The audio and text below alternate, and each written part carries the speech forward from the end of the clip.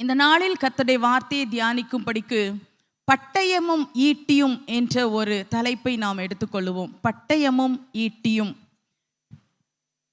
அதற்கு ஆதாரமாக சவுலுடைய வாழ்க்கையிலிருந்தே இந்த செய்தியை, இந்த பட்டயம் ஈட்டி என்ற அநேக காரியங்களை வேதாகமத்தில் நாம் படிக்கிறோம். ஆனால் நாம் எடுத்துக்கொள்ளுவது சவுல் ராஜாவின் வாழ்க்கையில் இருந்து சில காரியங்களை அப்படி தொடர்ச்சியாக தியானித்து இந்த காரியங்களை நாம் புரிந்து கொண்டு நம்முடைய வாழ்க்கையும் எப்படி ஆண்டவருக்கு நேராக உண்மையாக இருக்க வேண்டும் என்பதற்காக கேட்டு அர்ப்பணித்து நாம் ஜெபிக்கவிருக்கிறோம். 1 சாமுவேல் 31 அதிகாரம் அதனுடைய 4வது வசனத்தின் கடைசி பகுதி. 1 சாமுவேல் 31:4. அப்பொழுது சவுல் பட்டயத்தை நட்டு அதின் மேல் விழுந்தான். ஒரு பயங்கரமான ஒரு வார்த்தை தான். அதே போல 2 சாமுவேல் 1வது அதிகாரம் 6வது வசனத்தின் நடுப்பகுதியில் இதோ சவுல் தம்முடைய ஈட்டியின் மேல் சாய்ந்து கொண்டிருந்தார் என்ற வார்த்தையை நாம் படிக்கிறோம். இந்த ரெண்டுமே சவுலுடைய முடிவை குறித்து சொல்லுகிற காரியத்தில் சொல்லப்பட்ட 2 வார்த்தைகள். பட்டயத்தை, சவுலுடைய பட்டயம், சவுலுடைய ஈட்டி என்கிற ஒரு 2 காரியத்தை நாம் பார்த்தோம். சவுல் பென்யமீன் கோத்திரத்தை சேர்ந்த ஒரு மனுஷன், கீசின் குமாரன். இஸ்ரவேல் புத்திரரில் எல்லாம் ஒரு சௌந்தரியமானவன், எல்லா ஜனங்களுடைய வளர்த்தியிலும் உயரமானவன். ஏனென்றால் சவுல் நின்றால் எல்லா இஸ்ரவேல் ஜனங்களும் அவனுடைய தோள் அளவுக்கு தான் இருப்பார்களாம், அவ்வளோ வளர்த்தி உள்ளவன். இன்னும் மிக விசேஷமாய் சொல்லக்கூடிய ஒரு காரியம், அவன் மகா பராக்கிரமசாலி. இது 1 சாமுவேல் 9வது அதிகாரம் 1-2 வசனங்கள் இவைகளிலே நாம் படிக்கிறோம். இப்படி ஒரு பராக்கிரமசாலியான மனுஷன், பெரியவன், அந்த பென்யமீன் கோத்திரத்தில் உள்ளவன். இவன் தகப்பனுடைய காணாமற் போன கழுதைகளை தேடி போன போது தீர்க்கதரிசி சாமுவேல் மூலமாக கர்த்தருடைய சுதந்திரமான இஸ்ரவேலை ஆளும் ஒரு ஆளுகைக்கான ஒரு அபிஷேகம், ஒரு ராஜ அபிஷேகத்தை இவன் பெற்றுக்கொண்டான். இது இவனுடைய ஒரு பெரிய மேன்மை. இவன் தோற்றத்தில் பெரிய மேன்மை உள்ளவனாக இருந்தாலும் அவன் சொல்லும்போது சொல்லுகிறான், பென்யமீன் கோத்திரத்தில் நான் மிகவும் சிறியவனாய் இருக்கிறேன் என்று சாமுவேலோடு சொல்லுகிறதை நாம் வாசிக்க முடியும். ஆனால் கர்த்தர் தமது சுதந்திரமான இஸ்ரவேலை ஆளும்படிக்கு இந்த சவுலை அந்த இஸ்ரவேல் கோத்திரத்துக்கு முதல் ராஜாவாக தேவன் அபிஷேகம் பண்ண சித்தம் கொண்டான். தொடர்ந்து இவனுடைய இராணுவத்தில் சேர தேவன் எவர்களுடைய இருதயத்தை ஏவினாரோ அவர்கள் எல்லாம் சவுலோடு போனார்கள் என்று 1 சாமுவேல் 10வது அதிகாரம் 26வது வசனத்தில் படிக்கிறோம். அவனுக்கென்று அவன் ஆள் சேர்க்க வேண்டியதில்லை. கர்த்தர் அவனுடைய இராணுவத்தில் சேருவதற்கென்று ஆட்களுடைய இருதயத்தை ஏவினார். எவ்வளவு ஒரு அனுகூலம் பாருங்க. தேவனால் நியமிக்கப்பட்ட ஒருவனுக்கு, தேவனால் ஏற்படுத்தப்பட்ட ஒருவனுக்கு, தேவனால் ஆளுகை பொறுப்பு கையளிக்கப்பட்ட ஒருவனுக்கு எவ்வளோ ஒரு அனுகூலத்தை தேவன் கொடுக்கிறார். இவனும் கூட தன்னை மதிக்காமல், தனக்கு காணிக்கை கொண்டு வராமல், தன்னை மேன்மையாக கனமாக எண்ணாமல் இருந்தவர்களை கூட இவன் கண்டு கொள்ளவே இல்லை. இவனுக்குள்ளே நல்ல சுபாவங்கள் இருந்ததை பார்க்க முடியும். அவ்வளோ இவன் யார் என்ன சொன்னாலும் அவன் காது கேளாதவன் போல் போனான். அப்படி ஒரு நல்ல சுபாவங்கள் இவனுக்குள் இருந்தது. நீங்கள் தொடர்ந்து கவனித்து கொண்டே வாருங்கள். கிலெயாத்தில் இருக்கிற யாபேசை அம்மோனியனாகிய நாகாஸ் முற்றுகை போட்ட போது அங்குள்ள மக்கள் எல்லாம் அழுது கொண்டு சவுலுடைய ஊரில் வந்து சொன்னார்கள்.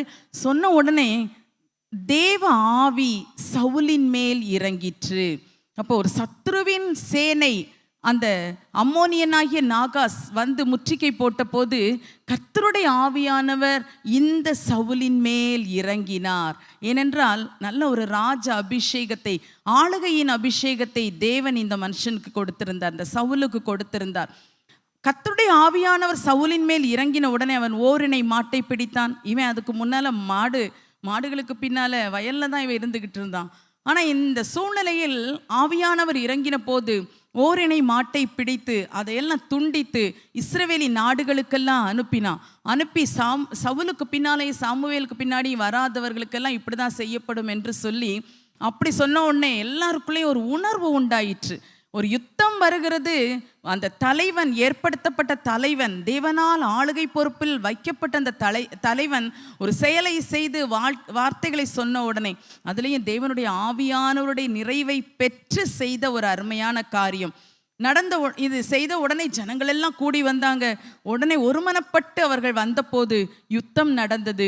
அம்மோனியர் முற்றிலுமாக முறியடிக்கப்பட்டனர், சிதறடிக்கப்பட்டனர். ஹல்லேலூயா, ஹல்லேலூயா. அப்போது சவுல் சொல்லுகிறான், இன்று கர்த்தர் இஸ்ரவேலுக்கு ரட்சிப்பை அருளினார். ஹல்லேலூயா, ஹல்லேலூயா. இதுல சவுலுடைய அந்த சவுல் ராஜாவின் அந்த தாழ்மை, அந்த மனத்தாழ்மை, தேவனுக்கு பயப்படுகிற பயம், தேவனுக்கு இடம் கொடுக்கிற அனுபவங்கள் எல்லாம் தான் நான் சொல்லுகிற சம்பவத்திலிருந்து நம்ம பார்த்து கொண்டே இருக்கிறோம். வேதாகமத்தின் அந்த பகுதிகளில் இருக்கிறதை நான் சுருக்கமாக எடுத்து உங்களுக்காக சொல்லி கொண்டு இருக்கிறேன். அதுக்கப்புறம் சாமுவேல் தீர்க்கதரிசி எல்லாரையும் கில்காலுக்கு அழைத்து கொண்டு போகிறான். இஸ்ரவேலரை அழைத்து கொண்டு போய் அங்கே சவுலை ராஜாவாக ஏற்படுத்துகிறார்.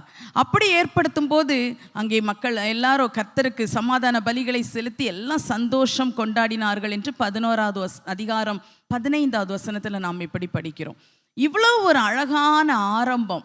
சவுலின் அந்த நாட்களில் அவர் தன்னை தேவன் ஒரு ஆளுகை பொறுப்பில் ஏற்படுத்தியவுடன், தனக்கு ஒரு அதிகாரத்தை தந்தவுடன், தனக்கு ஒரு வாய்ப்பை கொடுத்தவுடன் மிக அழகாக தாழ்மையோடு, மனத்தாழ்மையோடு, யாரையும் பழி வாங்கவில்லை, யாருக்கு விரோதமாக செய்யவில்லை, அவ்வளோ ஒரு தாழ்மையோடு. ஆனால் தேவனுடைய ஆவியானவர் இறங்கும் போது அந்த யுத்தம், சத்துருக்கள் யுத்தத்திற்கு வந்து முற்றுகை போட்ட போது அவர் தேவ ஆவியின் பலத்தினால் ஒரு பெரிய ரட்சிப்பை கண்டார். ஹல்லேலூயா. அந்த ரட்சிப்பின் கிரியை செய்த பிறகும் எனக்கு ஜெயம் கிடைத்து விட்டது என்று அவன் மேன்மை எடுத்துக்கொள்ளவில்லை. அவன் சொல்லுகிற வார்த்தை நாம் வாசித்தோம், இன்று கர்த்தர் இஸ்ரவேலுக்கு ரட்சிப்பை அருளினார். 11வது அதிகாரம் 13வது வசனத்தில் நாம் இப்படி படிக்கிறோம். இப்படி ஒரு நல்ல ஆரம்பத்தில் வந்து கொண்டிருந்து ஒரு வருஷம், அருமையான நல்ல ஆரம்பம், அழகான நல்ல தொடர்ச்சி. அந்த ஒரு வருடம் தாண்டி 2ஆம் வருஷம் வந்தபோது வந்த அந்த நாட்களிலே அவன் தனக்கென்று 3000 பேரை தெரிந்து கொண்டான் என்று நாம் படிக்கிறோம். 3000 பேரை தனக்கென்று தெரிந்து கொள்ளுகிறான். அதில் 2000 பேர் இவனுக்கென்று மிக்மாஸில் வைத்து கொள்ளுகிறான். 1000 பேரை தன்னுடைய மகன் யோனத்தானுக்காக கிபியாவில் வைத்து கொள்ளுகிறான். இப்படி தனக்கென்று ஆட்களை சேர்த்த ஒரு அனுபவத்தை நாம் இதிலே பார்க்கிறோம். ஒரு வருஷம் நல்ல ஆரம்பமாக இருந்தது, நல்ல காரியமாக இருந்தது. எந்த சுயநலத்துக்கும் இடமே இல்லை. வயல்வெளியில தான் இருந்தான், மாடுகளுக்கு பின்னால தான் இருந்தான். ஆனால் அந்த குறிக்கப்பட்ட நேரம் வந்தபோது தன்னுடைய பொறுப்பை சரியாக செய்வதற்கு அவன் தன்னை ஒப்புவித்தான். கர்த்தருடைய ஆவியானவர் அவன் மேல் இறங்கி கிரியை நடப்பிக்க ஒப்பு கொடுத்தான். அவ்வளவு அழகாக அந்த யுத்தத்தை செய்து வெற்றி கண்டான், கர்த்தரை மகிமைப்படுத்தினான். ஆனால் அந்த 2ஆம் வருஷம் ஆரம்பித்த பின்பு அவனுடைய வாழ்க்கையிலே நடந்த அதிலே ஒரு திருப்பம் வந்து விடுகிறது. தனக்கென்று ஆள் சேர்ப்பது, தன் மகனுக்காக ஆள் சேர்ப்பது, இவைகளை அவன் செய்கிறான். அன்பான தேவ பிள்ளைகளே, ஆண்டவருக்கென்று வாழுகிற நாம், விசேஷமாக ஆண்டவருடைய ஊழியத்தை செய்கிற நாம், நமக்கென்று நம்மை கர்த்தர் அழைத்திருக்கிறார். கர்த்தருடைய பிள்ளைகளாகிய உங்களையும் அப்படிதான். எங்கெங்கேயோ இருந்த நம்மை அவர் தன்னுடைய அழைப்பை நம்மேல் வைத்து, தன்னுடைய அபிஷேகத்தை நம்மேல் வைத்திருக்கிறார். சத்ருவை மேற்கொள்ளத்தக்க ஆளுகை, ஒரு அதிகாரத்தை தேவன் நமக்கு தந்திருக்கிறார். தேவன் நமக்கு தந்திருக்கிற இந்த மேன்மைகளை கொண்டு இந்த சவுல் ஆரம்பத்தில் அப்படியே ஸ்டெப் பை ஸ்டெப்பாக ஏறி வந்தது போல கிறிஸ்துவுக்குள்ளாக நாம் வளர்ந்து வர வேண்டும். அந்த வளர்ச்சியில் அதில் தான் தாழ்மை இருக்க வேண்டும். ஒரு ஒப்பு கொடுக்கப்பட்ட ஒரு எண்ணம், அர்ப்பணிக்கப்பட்ட ஒரு இருதயம், தேவனுக்கென்று கீழ்ப்படுகிறதையே முதன்மையாய் கொள்ளுகிற ஒரு இருதயம் உள்ளுக்குள்ளே எப்போது இருக்கும்போது ஆவியானவர் அவ்வப்போது இறங்கி, நாம் இப்போ பைபிள் ஸ்டடியில் கேட்குற மாதிரி நம்மை ஒரு விசை முதல்ல நிரப்பி விட்டார். ஆனால் இப்போ நாம் அதற்குள் ஆவியானவரில் நிரம்பி அவருக்குள்ளாய் பலனடைந்து அவருக்காக மகா பெரிய கிரியைகளை செய்யும்படி நாம் அழைக்கப்பட்டிருக்கிறோம். எனவே இந்த அழைப்பை பெற்ற நாம், அது விசுவாசியாக அழைக்கப்பட்டாலும் சரி, தேவ ஊழியர்களாக அழைக்கப்பட்டாலும் சரி, நாம் அழைக்கப்பட்ட அழைப்புக்கு பாத்திரவான்களாய் நடந்து கொள்ள வேண்டும். தேவன் நம்மேல் வைத்த ஆளுகைக்கு தகுதியுள்ளவர்களாய் கடைசி வரை ஜீவிக்க வேண்டும் என்றே கர்த்தர் நம்மிடத்தில் எதிர்பார்க்கிறார். இந்த சவுல் அப்படியே போய்கொண்டிருந்த அந்த சூழ்நிலையிலே தனக்கென்று ஆள் சேர்க்க ஆரம்பித்தான். தனக்கென்று தன் மகனுக்கென்று. இந்த நாட்களில் அப்படிப்பட்ட எண்ணங்கள் நமக்கு வரக்கூடாது. கர்த்தருக்காக நாம் வாழுகிறோம், கர்த்தருக்காக ஜீவிக்கிறோம், கர்த்தருக்காக உழைக்கிறோம், நம்முடைய சுய பெருமைக்காக அல்ல. நமக்காக அல்ல, நமக்கு ஏதோ ஏர்ன் பண்ண வேண்டும், நமக்கு சம்பாதிக்க வேண்டும் என்கிற ஒரு எண்ணம் நமக்கு வரக்கூடாது. கர்த்தர் நம்மை வைத்திருக்கிற அந்த காரியத்தில் கர்த்தருக்காக போகும்போது அவரே எல்லாம் கொடுப்பார். இந்த சவுல் தேவ அபிஷேகத்தை பெற்றுக்கொண்டவுடன் இராணுவத்தில் அவனுக்கு பின்னாக போக வேண்டியவர்களை கர்த்தர் ஏவி எழுப்பினாராம். அன்னைக்கு போய் சவுல் அரைக்கூவல் விடுக்கவில்லை, யார் யார் என்னோட யுத்தத்துக்கு வருபவர்கள், யார் இந்த இராணுவத்தில் சேர விரும்புகிறீர்கள் என்று கால் ஃபார் பண்ணவே இல்லை. கர்த்தர் ஒவ்வொருத்தருடைய இருதயங்களையும் ஏவி எழுப்பி அவனோடு கூட கொண்டு இணைத்தார். ஹல்லேலூயா, ஹல்லேலூயா. இன்றும் கூட நம்முடைய சபையிலும் அநேக குழுக்கள் இருக்கிறது, ஊழிய குழுக்கள், ஜெப குழுக்கள் என்று, சேவை குழுக்கள் என்று பல குழுக்கள் இருக்கிறது. பல நேரங்களில் உங்களிடத்திலும் கூட சிலர் கேட்டிருப்பார்கள், நீங்கள் இதில் விரும்புகிறீங்களா, வந்து சேர்ந்து கொள்றீங்களா, சேர்ந்து ஜெபிக்க வருகிறீர்களான்னு கேட்டிருப்பாங்க. இதுவரைக்கும் நீங்கள் யாரும் கொடுக்காட்டாம், இந்த நேரத்தில் தேவ ஆவியானவர் தாமே உங்கள் இருதயங்களை ஏவி எழுப்பி இப்படிப்பட்ட குழுக்களோடு இணைந்து கர்த்தருக்காக ஊழியம் செய்ய, அநேக சேவைகளை கர்த்தருக்காக செய்ய, ஜெப ஊழியங்களில் ஈடுபட்டு கர்த்தருடைய ஆவியானவரின் உதவியோடு சேர்ந்து ஜெபிக்க கர்த்தர் உங்களுக்கு கிருபை தருவாராக. ஹல்லேலூயா, ஹல்லேலூயா. அடுத்தது தொடர்ந்து பார்க்கிறோம். இந்த இடத்துல முக்கியமாக யோனத்தான் கொஞ்சம் பெலிஸ்தியரை முறியடித்தான். உடனே இந்த சவுலுக்கு இதை பெலிஸ்தியர்கள் கேள்விப்படுறாங்க. நம்ம தானியம் போட்டிருந்த இடத்துல இருந்து யுத்தம் பண்ணி யோனத்தானுக்கு ஒரு ஜெயம் கிடைச்சிருக்குது. இதை பெலிஸ்தர் கேள்விப்பட்டாங்க. சவுலுடைய ஆசை என்ன வந்துதான், இச்செய்தியை எபிரேயரும் கேட்கட்டும் என்று தேசமெங்கும் எக்காலம் ஊதுவித்தான். இந்த வசனம் அழகா அப்படியே எழுதி இருக்குது. மக்கள் கேட்கட்டும், இஸ்ரவேலர் எல்லாரும் கேட்கட்டும் என்று தேசமெங்கும் எக்காலம் ஊதுவித்தான். தன் மகன் செய்த ஒரு பராக்கிரமமான காரியம், அவன் மகன் மூலமாய் கிடைத்த ஒரு வெற்றி கிடைத்தது உண்மைதான். ஏற்கனவே சவுல் வெற்றி பெற்றால் கூட அது கர்த்தர் இஸ்ரவேலுக்கு செய்த ரட்சிப்பு என்று அந்த 1வது வருஷத்தில் சொன்னார். ஆனால் இப்போ என்ன சொல்கிறாரு, தன் மகன் மூலமாய் கிடைத்த அந்த வெற்றியை எல்லாரும் கேட்கட்டும் என்று எக்காலம் ஊதுவித்தான். இப்படி நடந்துக்கிட்டு இருக்கும்போது இதன் அடிப்படையில் பெலிஸ்தர் மிக்மாஸில் பாளையம் இறங்கினார்கள். இந்த சவுலுடைய மக்கள் எல்லாம் இருந்த இடம், அவன் தனக்கென்று கொஞ்சம் பேரை கொண்டு வச்சிருந்தானே, 2000 பேரை அந்த இடத்துல இறங்குகிறார்கள். அங்கே இருந்த இஸ்ரவேலர் பயந்து ஒளித்து கொண்டார்கள். சிலர் பயந்து சவுலுக்கு பின் சென்றார்கள். ஏன்னா பின்னாடி செல்லாவிட்டா சவுல் ஏதாவது பண்ணிடுவான். ஆனால் அநேகர் பயந்து அங்கங்கே போய் ஒளித்து கொண்டார்கள். இப்படிப்பட்ட ஒரு இக்கட்டான சூழ்நிலையில் சவுல் கடந்து வந்து விட்டான். இப்படி இருந்து கொண்டு இருக்கும்போது 7 நாளைக்குள்ள சாமுவேல் வர வேண்டும், பலி செலுத்த வேண்டும், யுத்தத்துக்கு செல்ல வேண்டும். ஆனால் 7 நாள் காத்திருக்கிறான், சாமுவேல் வரவே இல்லை. இவருக்கு பலி செலுத்தணும். ஆனால் அதனால அந்த நாள் டிலே ஆயிட்டே போகிறதுனால மக்கள் எல்லாம் பிரிஞ்சு போகிறாங்க, யாரும் காத்திருக்கவில்லை. சவுல் ஒரு இக்கட்டான நிலைமையில் இருக்கும்போது அவர் துணிந்து பலி செலுத்தி விட்டார். சாமுவேல் தீர்க்கதரிசி இல்லை ஆசாரியன் செய்ய வேண்டிய அந்த பலி முறைமைகளை, கர்த்தருக்கு செலுத்த வேண்டிய பலியை, கர்த்தருக்கு செய்ய வேண்டிய காரியத்தை சவுல் தன்னுடைய கையினால் செய்து விட்டான். அவன் சாமுவேல் கேட்கும்போது சொல்றான், துணிந்து செய்தேன். ஏன்னா மக்கள் எல்லாம் பிரிந்து போகிறார்கள், நீர் குறித்த காலத்தில் வரவில்லை, அதனால் நான் இந்த பலியை துணிந்து செலுத்தினேன். அன்பான தேவ பிள்ளைகளே, இந்த இடத்துல சாமுவேல், அந்த சவுல் தன்னை ராஜாவாக அபிஷேகம் பண்ண தேவன் நியமித்த அந்த தேவ ஊழியர், தேவனுடைய தீர்க்கதரிசி, அந்த ஆசாரியன், அந்த தேசத்தை ஒரு ராஜா நடத்தினாலும் ஆசாரியனுடைய அந்த உதவி வேண்டும். தீர்க்கதரிசியுடைய செயல்பாடு அங்கே உண்டு. ஒவ்வொருவருக்குரிய கடமைகளை தேவன் கொடுத்திருக்கிறார். ஆனால் இந்த ராஜாவான சவுல் ஒரு ராஜாவின் வேலையை மட்டும், தன்னுடைய வேலையை மட்டும் செய்யாமல் தனக்கடாத ஒரு காரியத்தில் தலையிட்டு கொண்டான். ஏனென்றால் அவனுக்கு ரொம்ப அவசரம், ரொம்ப பயம். மக்கள் எல்லாம் போயிட்டா நான் எப்படி யுத்தம் செய்து ஜெயிக்க முடியும்? முன்னாடி கர்த்தர் அவனுக்காக ஆட்களை எழுப்பி கொடுக்கும்போது அப்போல்லாம் அவன் தாழ்மையோடு இருந்தான், எதிர்பார்ப்போடு தான் இருந்தான், தேவனை தான் நம்பினான். வெற்றி பெற்ற உடனே இந்த ரட்சிப்பு கர்த்தர் செய்தது என்றெல்லாம் அறிக்கையிட்டான். இதே சவுலுக்கு 1 வருஷத்துக்குள்ளாக எல்லா காரியமும் மறந்து விட்டது. இப்போது அவருடைய எண்ணமெல்லாம் தனக்காக, தன் மகனுக்காக, தன்னுடைய பெருமை என்றே வர ஆரம்பித்து விட்டது. அவர் தனக்கு அடாத வேலையில் செய்ததினால் அது பலியை செலுத்தி முடிக்கிற நேரத்திலே தீர்க்கதரிசி சாமுவேல் கடந்து வருகிறார்.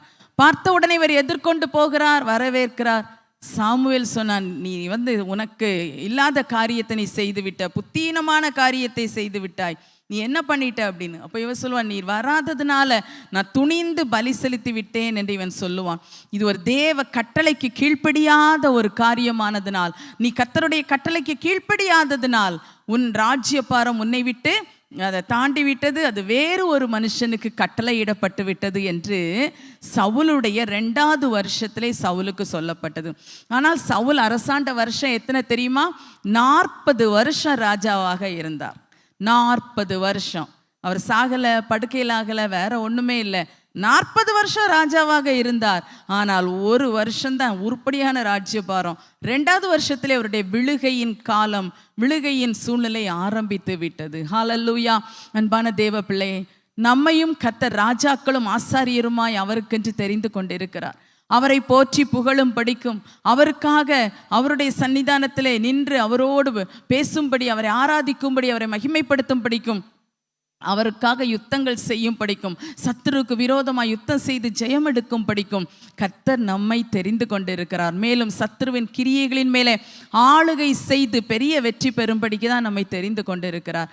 அவர் தெரிந்து கொண்ட வழியிலே நாம் நிற்கிறோமா, அல்லது சவுலை போல ஒரு வருஷத்திலே இழந்து விட்டோமா? சில நேரம் பல வருஷங்கள் ஆனாலும் நாம் விழுந்திருக்கிறோமா, எழுந்துதான் நிற்கிறோமா, நடந்து கொண்டு இருக்கிறோமா, இல்லை ஓடிக்கொண்டு இருக்கிறோமா என்பதே தெரியாத ஒரு நிலைமையில் இருக்கக்கூடும். இந்த வார்த்தைகள் நம்மை ஒன்று கூட இந்த உபவாச நாட்களிலே ஆழமாய் சிந்திக்கும்படி செய்வதாக. ஹல்லேலூயா, ஹல்லேலூயா.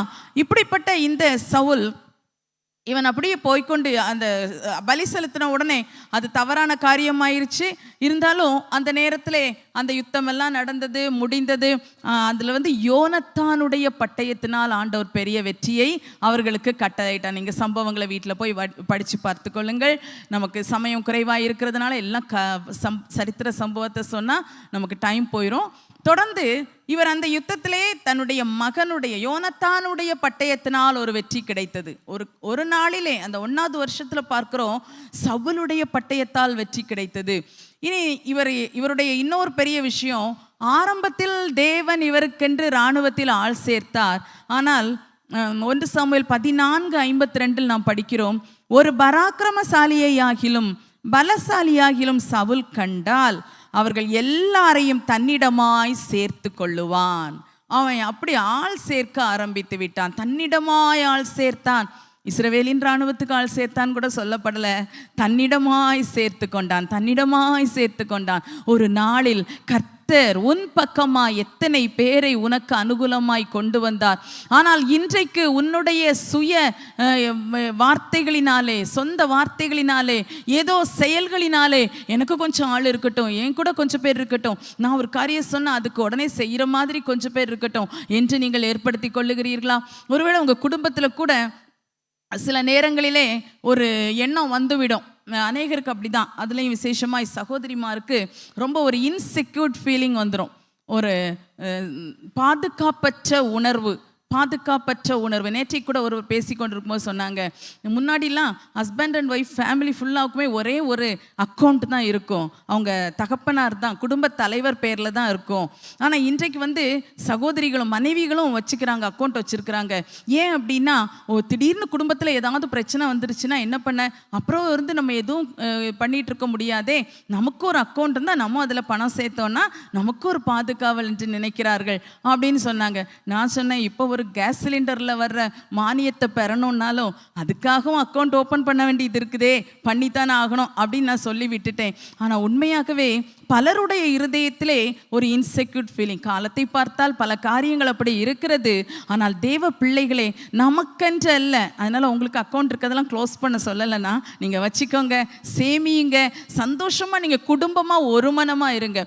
அதில் ஒரு மன வித்தியாசம் வரக்கூடாது.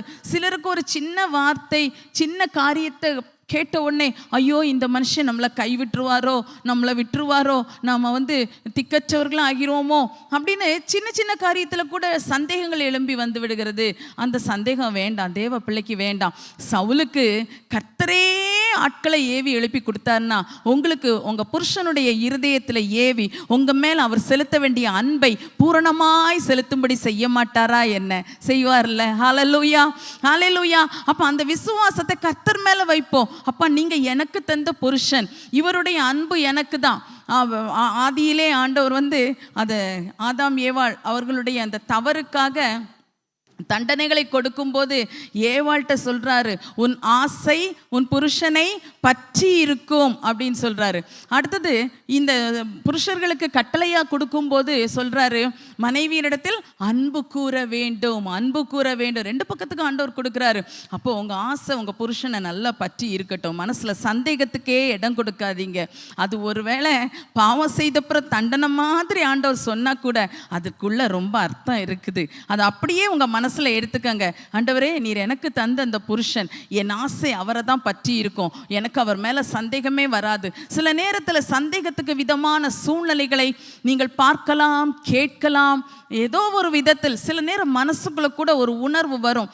என்ன அப்படின்னா, ஒருவேளை இளம் வயதில் அது எந்த அளவுக்கு வரும்னு தெரியல, அது கூட சிலருக்கு வந்து விடுகிறது.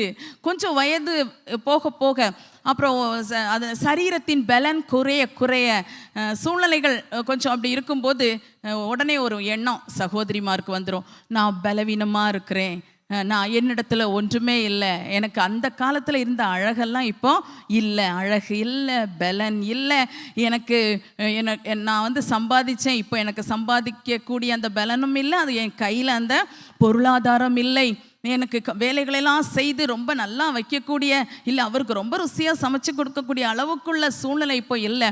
இப்படி எதையாவது மனசில் வச்சு வச்சு ஒரு பாரம் உங்களுக்குள்ளே வந்துடும்.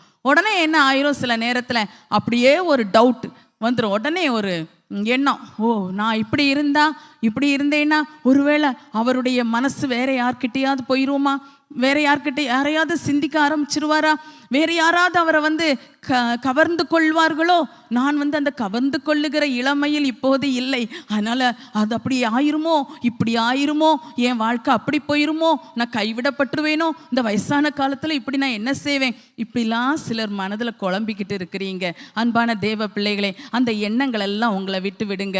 ஆண்டோடைய வசனம் சொல்லுது, நீதிமொழிகளில் நம்ம படிக்கிறோம், உன் இள வயதின் மனைவியோட மகிழ்ந்திரு அப்படின்னு புருஷனுக்கு ஒரு வார்த்தையை சொல்லி இருக்கிறார். நாமும் எப்பவும் ஒரு இள வயதின் மனைவியாக இருக்கிறோம் என்ற ஒரு எண்ணம். எப்படின்னா, கல்யாணம் ஆகும்போது 2 பேருக்குமே இள வயது, அப்புறம் வர வர 2 பேருக்கும் தானே வயது ஏறுது. ஒருவேளை தோற்றத்தில் சில வித்தியாசங்கள் இருக்கலாம், சரீர பலனில் சில குறைபாடுகள் உங்களுக்கு இருக்கலாம். என்ன இருந்தாலும் உங்க மனசுல உங்களை குறைவா எடை போடாதீர்கள். உங்களை நீங்கள் குறைச்சி நினைக்காதீங்க. எப்படி உங்கள் ஹஸ்பண்ட் உங்களோட கொஞ்சம் வயசில் மூத்தவராக தான் இருக்கிறார், அப்போ நீங்கள் அவரோட இள வயதின் மனைவி தான், அதில் சந்தேகமே கிடையாது. உங்கள் மனசை நீங்கள் இந்த விஷயத்தில் நல்லா ஸ்ட்ரென்தன் பண்ணுங்க. தவறான எண்ணங்களை உங்களை விட்டு எடுத்து போடுங்கள். சிலர் இப்படி சந்தேகமான எண்ணங்களை வைத்து கொண்டே வீட்டில் என்னைக்கும் பிரச்சனை. அது உள்ளத்துக்குள் ஒரு டவுட் உங்களுக்குள்ளே வந்துருச்சு அப்படின்னா அது அப்படியே கண்ணில் வரும், காது வழியே வரும், அது நம்முடைய வாய் வழியே வார்த்தைகளாக வரும், சிந்தனையை நல்லா ஆக்கிரமித்து விடும். அந்த சந்தேகம் என்பது பயங்கரமான கேன்சரை விட கொடுமையானது. ஸோ அது நம்ம உள்ளத்தை நல்லா ஆக்கிரமித்த பிறகு எதை பார்த்தாலும் சந்தேகமாக தான் இருக்கும், என்ன செய்தாலும் சந்தேகமாக தான் இருக்கும். சாப்பாடு வச்சு கொடுப்பீங்க, இந்த மனுஷனுக்கு நான் வச்சு கொடுத்து என்ன பிரயோஜனம்னு உங்கள் மனசு சொல்லும். அவர் சுகமாக இருக்க முடியுமா? அப்போ நாம தான் மாறணும், உங்கள் உள்ளத்தை தான் நீங்கள் மாற்றணும். எந்த ஒரு சந்தேகமான எண்ணங்கள் தோற்றங்கள் ஒருவேளை இருக்கலாம், அப்படி இருந்தாலும் சந்தேகப்படாதீர்கள். ஒருவேளை உண்மையாகவே ஒரு சந்தேகம் உங்களுக்கு வந்தது உண்மையான விஷயமா இருக்குது, நீங்கள் அது நான் முதல்ல சொன்னது இல்லாத ஒரு காரியத்தை மனதில் நினைத்து இருக்கிற அந்த டவுட்டை நான் சொன்னேன். இப்போ நீங்கள் சந்தேகப்பட்ட விஷயமே உண்மைதான், உண்மையாகவே எங்கேயோ ஒரு தப்பு அங்கே இருக்குது, நடக்குது, ஏதோ ஒரு பிரச்சனை இருக்குது, ஒரு வித்தியாசம் இருக்குது. இதை நீங்கள் பார்த்து விட்டீர்கள் என்றால், இதை நீங்கள் கேட்டு கரெக்டாக ஊர்ஜிதப்படுத்திட்டீங்க, இல்லை உங்களுக்கு ஆண்டவரே வெளிப்படுத்தி தந்துட்டாருன்னு வச்சுக்கோங்க. உங்கள் மனசு போட்டு அடிச்சுட்டு இருக்கும்போது நீங்கள் ஆண்டவருடைய பிள்ளை இல்லை, உங்கள் கண்ணீருக்கு ஆண்டவர் அழகாக ஒரு வார்த்தையை சொல்லி, உண்மைதாம்மா, உண்மைதான் மகளே, ஒரு பிரச்சனை இருக்குதுன்னு உங்களுக்கு சொல்லிட்டாருன்னு வச்சுக்கோங்க. உடனே நீங்கள் கர்த்தரே என்கிட்ட சொல்லிட்டாருன்னு வரைஞ்சி கட்டிட்டு உங்க புருஷன்ட்ட சண்டைக்கு போகாதீங்க, பிரச்சனைக்கு போகாதீங்க. ஒருவேளை அந்த வார்த்தை நான் சொல்றது ரொம்ப கஷ்டமா இருக்கலாம் உங்களுக்கு கேட்கும்போது, அது எப்படி நான் கேட்காம இருக்க முடியும்? நான் தானே, என்னை தானே அவர் கல்யாணம் பண்ணாரு, எப்படி நான் கேட்காம இருக்க முடியும்னு நினைப்பீங்க.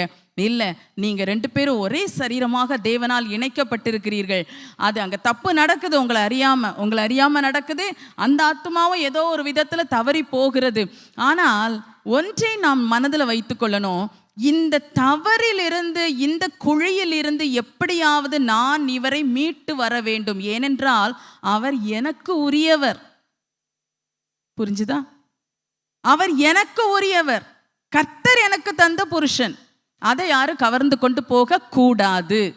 இது உள்ளத்துல நல்லா தைரியப்படுங்க. சிலர் அழுது, உண்மைதான், நான் இதெல்லாம் சொல்றேன்னா நான் புரிந்து கொள்ளாமல் சொல்லவில்லை. ஆனால் உடனே அழுது தங்களை தாங்களே கஷ்டப்படுத்தி சாப்பிடாம இருந்து அப்படியே பிரச்சனை பண்ணி பிள்ளைகளிடத்துல சொல்லி வேற யார்கிட்டலாமோ சொல்லி இல்லை கடைசியில் அவரிடத்திலே போய் பெரிய சண்டை பிரச்சனையை உண்டாக்கி அப்படி வரும்போது அதனால் நீங்கள் அந்த ஆத்துமாவை மீட்டுக்கொள்ள முடியுமா? இந்த விஷயத்துல நீங்க கேள்விப்பட்டுட்டீங்க, இன்னும் ஒரு ஆள்கிட்ட சொல்லவே கூடாது, அது அப்படியே மூடிடணும். ஏன் வாயினால என்னுடைய சொந்த சரீரத்தை நான் கெடுக்கக்கூடாது, என் சொந்த சரீரத்தை நான் கேவலப்படுத்தக்கூடாது, என் சொந்த சரீரத்தை நான் வெட்கப்படுத்தக்கூடாது. ஏன்னா ஆண்டவர் சொல்லி இருக்கிறார், அவர்கள் ஒன்றாய் இருப்பார்கள். அப்படித்தானே ஆண்டவரை நான் நினச்சி கரம் பிடித்து வந்தேன். ஆனால் இப்போ 2ஆக்குறதுக்கு சாத்தான் கொஞ்சம் வேலை பண்ணுறான். இதில் நான் என்ன செய்யணும்னு சொல்லி ஆண்டவர் பாதத்தில் விழணும், கண்ணீர் வடிக்கணும், ஆண்டவர் பாதத்தில் கண்ணீர் வடிக்கணும், ஆண்டவர் பாதத்தில் உபவாசிக்கணும், ஆண்டவரிடத்துல மன்றாடணும், கர்த்தரிடத்துல இந்த காரியத்தை குறித்து சொல்லணும். இதை தவிர வேறு ஒருவரிடத்துல சொல்ல போகக்கூடாது. அதெல்லாம் அடுத்தடுத்து உள்ள ஸ்டெப் பார்த்துக்கலாம். ஆனால் முதலாவது செய்ய வேண்டிய விஷயம் கர்த்தரிடத்துல சொல்லணும். சொல்றது மட்டும் இல்லை, வாக்கு தத்தங்களை பிடித்து உரிமை கோரணும். 1-2 நாள் அழலாம். ஆனால் அதுக்கப்புறம் ஆண்டவரை இப்படியெல்லாம் சொல்லி வைத்திருக்கிறீரே, இப்படியெல்லாம் ஒரு மனைவிக்கு ஒரு புருஷன் மேலே உரிமையை தந்திருக்கிறீரே, ஒரு அன்பை, ஒரு பாசத்தை, ஒரு ஒருங்கிணைப்பை நீர் தந்திருக்கிறீரே, நீர் தானே எங்களை கட்டி வச்சிருக்கிறீரப்பா. நம்ம இந்த 3 கட்டுகள், அது என்ன? தேவன் கட்டுகிறார், தேவனுடைய வார்த்தைகள் கட்டுகிறது, தேவனுடைய அன்பு. ஒரு குடும்பத்தை, ஒரு கணவன் மனைவி இப்படிதான் கட்டப்படுகிறார்கள். ஒரு வெளிப்படையான ஒரு ஆபரணங்களினால் அல்ல. ஆபரணங்கள் இன்று இருந்து நாளை அழிந்து போகும். ஒரு அவசரத்துக்கு அடகு கடைக்கு போயிடும், இல்லை அதை மாற்றி மாற்றி வேற மாதிரி பண்ணலாம். ஆனா கர்த்தர் இணைத்திருக்கிறார். அதனாலதான் கர்த்தருடைய வசனத்தை கை கொண்டு நடக்கிற நாம் இந்த மாதிரி வெளிப்பிரகாரமான ஆபரணங்களை வைத்து இணைத்து கட்டுவது இல்லை. ஏனென்றால் அது அழிந்து போவது, இந்த உலகத்தோடு அழிந்து போகும். கர்த்தருடைய வசனம் சொல்லுகிறது, பேதுரு எழுதி வைத்திருக்கிறார், புருஷனும் மனைவியும் இணைந்து நித்திய ஜீவனாகிய கிருபையை சுதந்தரித்து கொள்ளும்படி அழைக்கப்பட்டவர்கள். நித்திய ஜீவனை சுதந்திரிக்கிறதுக்காக 2 பேரும் சேர்ந்து போகணுமா? அப்போ 2 பேரும் சேர்ந்து நித்திய ஜீவன் வரைக்கும் போகிறதுக்கு இந்த உலகத்தின் கயிறோ இல்லை ஒரு பொன்னாபரணங்களோ இணைத்து கட்டவே முடியாது. அது கர்த்தர் கட்டணும், அது கர்த்தருடைய பிரமாணம் கட்டணும், கர்த்தருடைய அன்பு, அந்த டிவைன் லவ் சுத்தி கட்டணும். அதில் தான் இந்த உறவு நிலை நிற்கும். அதை வாஞ்சி இங்கே உலக பிரகாரமான இணைப்பை இந்த கண் தெரிகிற மாதிரி உள்ள காரியங்களை வைத்து செய்யாதீர்கள். ஏதோ அதுக்கெல்லாம் காரணங்கள் சொல்லுவோம், ஆனால் அதெல்லாம் காரணங்களே இல்லை. நித்திய ஜீவன் வரைக்கும் நிலை நிற்கிற இந்த இணைப்பு தேவனால் மட்டும், தேவனுடைய பிரமாணத்தினால் மட்டும், தேவனுடைய அன்பினால் மட்டும் கட்டப்படுவதாக. ஹல்லேலூயா. அப்ப இவைகளை வைத்து ஆண்டவரிடத்துல மன்றாடி ஜெபிங்க. உங்க மனசை நீங்க அந்த பக்கம் விட்டுறாதீங்க. ஜெபிக்கிற அதே நேரத்திலே அவருக்கு செய்ய வேண்டிய கடமைகளை சரியாக செய்யுங்கள். மனைவி தன் புருஷனுக்கு செய்ய வேண்டிய கடமைகளை செய்ய கடவுள் கட்டாயம் அதை செய்யணும். அவருக்கு என்னென்ன கடமைகள் உண்டோ அனைத்து கடமைகளையும் செய்யுங்க, முகம் கோணாமல் செய்யுங்க. நான் ஒவ்வொரு நேரம் சொல்லிக்கொள்ள விரும்புகிறேன், நான் சொல்றது மிகவும் கடினமான வார்த்தையாக இப்படிப்பட்ட சூழ்நிலைக்குள் ஒருவேளை நீங்கள் இருப்பீர்களானால் உங்களுக்கு தோன்றும். ஆனால் இதுதான் கர்த்தருடைய வேதம் நமக்கு காண்பிக்கிற சத்தியம். எத்தனையோ சகோதரிகள் இப்படி வாழ்ந்து சாட்சியாக தங்கள் புருஷனை போதனை இன்றி ஆதாயப்படுத்தி கொண்ட மனைவிகளாய் இருக்கிறார்கள். ஹல்லேலூயா. அப்படிப்பட்டவர்கள் கூட நம்ம மத்தியில இருக்கிறார்கள். கர்த்தர் அப்படிப்பட்ட சாட்சிகளை வைத்திருக்கிறார். ஏன் நீங்களும் அப்படி கர்த்தருக்காக வாழ முடியாது?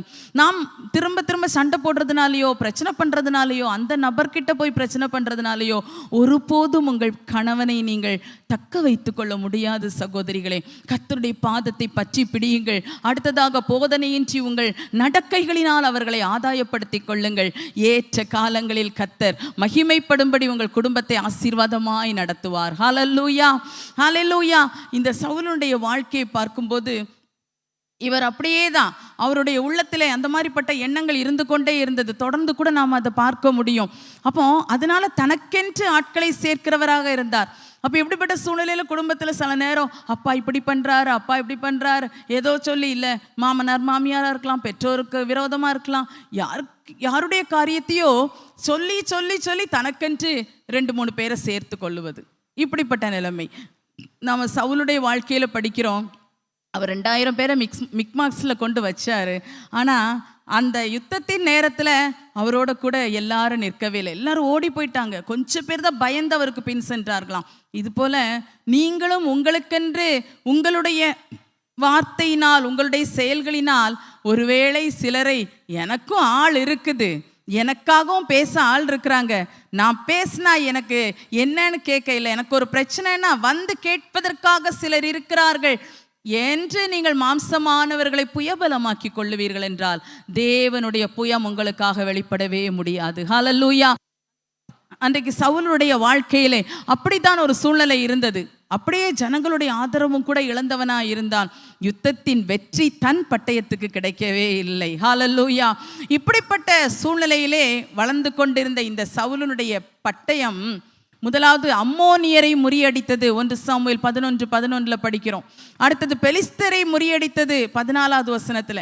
அமலேக்கியரை மடங்கடித்தான் 14:18 படிக்கிறோம். 11:18 மோவாபியர் போன்றோரையும் மடங்கடித்தான் 14:47 படிக்கிறோம். இப்படியெல்லாம் பெரிய வெற்றி. சுருக்கமாக சொன்னால் அந்த 14வது அதிகாரம் 47வது வசனத்தில் படிக்கிறோம். எவர்கள் மேல் படையெடுத்தானோ அவர்களையெல்லாம் அடக்கினான். எவர்கள் மேல் படையெடுத்தானோ அவர்களையெல்லாம் என்ன பண்ணிட்டானா? அடக்கினான். இப்படி ஒரு வல்லமை, இப்படி ஒரு பராக்கிரமசாலியாக இருந்த சவுலுடைய வாழ்க்கையை, பின் வாழ்க்கையை நாம் பார்க்கும்போது, நான் இப்போ சில காரியங்கள் சொன்னனே, அழகா வெற்றியின் மேல் வெற்றி பெற்று ஏறினவன் 2ஆம் வருஷம் முதற்கொண்டு அப்படியே கீழே இறங்க ஆரம்பித்து விட்டான். அவனுக்கு பேர் புகழ் வேணும் அப்படின்னு ஒரு எண்ணம். அவனுக்கு வெற்றி கிடைத்த உடனே தனக்கென்று ஜெயஸ்தம்பம் நாட்டினான் என்று படிக்கிறோம். அப்போ தனக்குன்னு ஒரு பேர், தனக்கென்று ஆள் சேர்ப்பது.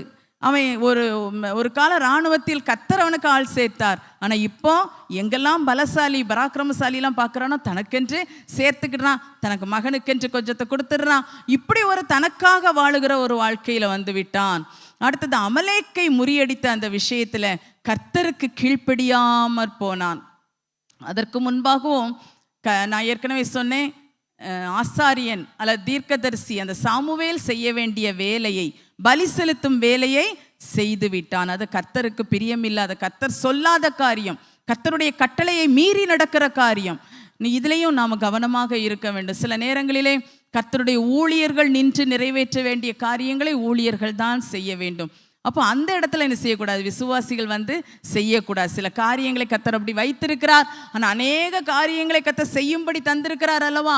அதையெல்லாம் தாராளமாய் செய்வோம். விசுவாச தேவ பிள்ளைகள் அதெல்லாம் கர்த்தருக்காக முன்னின்று செய்யுங்க. கர்த்தர் உங்களோடு இருந்து பெரிய வெற்றியை தருவார். அடுத்ததாக சவுல் கர்த்தருடைய வார்த்தையை புறக்கணித்தான், பொல்லாப்பானதை செய்தான். 15வது அதிகாரத்தில் வருகிற சம்பவத்தில் அந்த அமலேக்கியரோடு பண்ணின யுத்தத்தில் ஆண்டவர் சொல்வார், எல்லாத்தையும் நீ அழிச்சிருன்னு சொல்லுவார். ஆனால் இவன் என்ன பண்ணிடுவான்? கொஞ்சத்தை அவனுக்குன்னு தெரிந்து கொள்ளுவான். அவனுக்கு அதை குறித்து சொல்லும்போது, கொள்ளையின் மேல் பறந்தானா. எவ்வளோ ஒரு பொருளாசை, பண ஆசை, இப்படி அந்த ஆசையினால கொஞ்சம் முதல் தரமான ஆடுகள், கொஞ்சம் நல்ல காரியங்கள், நல்ல விஷயங்கள் எல்லாம் இந்த கொள்ளை எடுத்துக்கொண்டான். ஆனால் ஆண்டவர் சொன்னார், நீ அமலேக்கியரோட யுத்தம் பண்ணும்போது முழுசுமா அழித்து விட வேண்டும், எதையும் நீ வைக்கக்கூடாது என்று சொல்லியிருந்தார். அந்த சொல்லுக்கு கீழ்ப்படியாமல் இவன் தனக்கென்று கொள்ளையிலே பறந்து கொஞ்சத்தை எடுத்துக்கொண்டான். கர்த்தர் சொன்னது போல அழிக்கவில்லை. அப்போ பெருமை, மேட்டிமை, பொருளாசை இவைகளெல்லாம் சவுலுக்குள் வர ஆரம்பித்த போது சவுல் அப்படியே கீழே இறங்கி வர ஆரம்பித்து விட்டான். சாமுவேலுக்கு ரொம்ப துக்கமாகி விட்டது. அதுக்கப்புறம் நடந்த சம்பவங்கள் தொடர்ந்து இருக்கட்டும். நான் சவுலுடைய பட்டயத்தை மட்டும் சொல்லுவதனால் அதை சொல்ல நான் விரும்புகிறேன். அன்பான தேவ பிள்ளைகளே, சவுலுடைய பட்டயம் ஆரம்பத்தில் வெற்றி மேல் வெற்றி பெற்ற பட்டயம், வெற்றி மேல் வெற்றி பெற்ற பட்டயம். இந்த நாட்களிலும் கூட தகுதியில்லாத நம்மை கர்த்தர் தமக்கென்று தெரிந்து கொண்டு நம்மை அவர் ரட்சித்து அவர் தன்னுடைய இரத்தத்தினால் மீட்டு கொள்ளாமல் இருந்தால் நாம் பாவத்தில் அழிந்து போயிருப்போம், உலகத்தோடு போயிருப்போம், சாத்தானுடைய ஆளுகைக்குள் இருந்திருப்போம். நம்மால் நிம்மதியாக வாழவே முடியாது. எத்தனை பேர் சத்துரு போராட்டத்திலிருந்து விடுவிக்கப்பட்டு வந்தவர்களுக்கு தான் இந்த காரியம் தெரியும். அதே போல் வியாதி என்ற போராட்டம், பிசாசின் நேரடியான தாக்குதல், இப்படி பல காரியத்துக்குள்ளாய் அடிமைப்பட்டு இருந்தவர்களை கர்த்தர் விடுவித்தார். மேலும் பாவத்தின் அடிமைத்தனத்திலிருந்து விடுவித்தார். விட்டுறணும், இந்த பாவம் வேண்டாம், இது எனக்கு வேண்டாம் நினைச்சப்புறமும் விட முடியாதிருந்த வாழ்க்கையை இயேசு விடுதலையாக்கினார். ஹல்லேலூயா, ஹல்லேலூயா. இயேசுவின் விடுதலையாக்குற கரம் நம்ம மேல வந்ததுனால, அந்த இரத்தம் நமக்காக சிந்தப்பட்ட இரத்தத்தினால நாம் கழுவப்பட்டபடியினால் இன்று பரிசுத்த ஆக்கப்பட்டிருக்கிறோம், நீதிமான்களாக்கப்பட்டிருக்கிறோம், அவருடைய பிள்ளைகளாக நாம் மாறி இருக்கிறோம். இது எவ்வளவு பெரிய பாக்கியம்! இந்த மேன்மையை எத்தனை கோடி கொடுத்தாலும் நாம் பெற்றுக்கொள்ள முடியாது. பணமும் இன்றி விலையும் இன்றி பெற்றுக்கொண்ட இந்த மகா பெரிய ரட்சிப்பு, ஹல்லேலூயா. இத்தனை பெரிதான ரட்சிப்பை குறித்து நாம் கவலையற்றவர்களாக இருக்கலாமா? தேவ பிள்ளைகளை, ஒவ்வொரு நாள் ஆண்டவருக்கு நன்றி செலுத்தணும். இந்த ரட்சிப்பு நல்ல வழியிலே கர்த்தருக்கு பிரியமாய் நாம் நடக்க வேண்டும் என்றால் டெய்லி ரட்சிப்பை நினைக்கணும். என்னை ரட்சித்தாரே, எப்படி ரட்சித்தார்? நான் இப்படி ஒரு நிலைமையில இருந்தேனே, என்னை எவ்வளோ அழகாக ஆண்டவர் தனக்குள்ளே கொண்டு வந்து விட்டார். அந்த ரட்சிப்பின் சந்தோஷத்தை ஒரு தடவை கூட என்ஜாய் பண்ணி பார்க்கணும். ஒருவேளை சின்ன வயதிலே ரட்சிக்கப்பட்டிருப்பீங்கன்னா ஆண்டவர்கிட்ட கேட்கணும், அந்த ரட்சிப்பின் சந்தோஷத்தினால் என்னை நிரப்பும் ஆண்டவரே. நான் அபிஷேகம் பெற்றுக்கொண்டப்போ எப்படி ஒரு சந்தோஷம், ஞானஸ்நானத்தில் இயேசுவோடு கரம் கொடுத்தப்போ எவ்வளோ ஒரு மகிழ்ச்சி, இயேசுவோடு நடக்க ஆரம்பித்தப்போ எவ்வளோ மகிழ்ச்சி, அவருடைய ஊழியத்துக்கென்று என்னை அர்ப்பணித்த போது எவ்வளவு மகிழ்ச்சி. அந்த மகிழ்ச்சிகளெல்லாம் நினைத்து நினைத்து ஆண்டவரை துதிக்கும் போது இந்த உலகத்தில் வேறு மகிழ்ச்சிகளை தேடுறதுக்கான ஒரு ஐடியா நமக்கு வரவே செய்யாது. ஹல்லேலூயா. நினைச்சு பாருங்க, சில நேரத்தில் உலகத்தின் காரியத்திலே நமக்கு கவனம் போகுது. அது இல்லையே, இது இல்லையே, அங்கே போக முடியலையே, இப்படி உயர முடியவில்லையே என்றெல்லாம் ஒரு எண்ணங்கள் அடிக்கடி உங்களுக்கு வருது அப்படின்னு சொன்னால் கொஞ்சம் நிறுத்தி ஆண்டவர் பாதத்தில் அமர்ந்து, ஆண்டவரே என்னை ரட்சித்தீரே அப்பா, நான் சொன்ன மாதிரி ஒவ்வொன்றையா நினைத்து நினைத்து நினைத்து கர்த்தருக்கு நன்றி செலுத்த ஆரம்பிச்சு பாருங்க.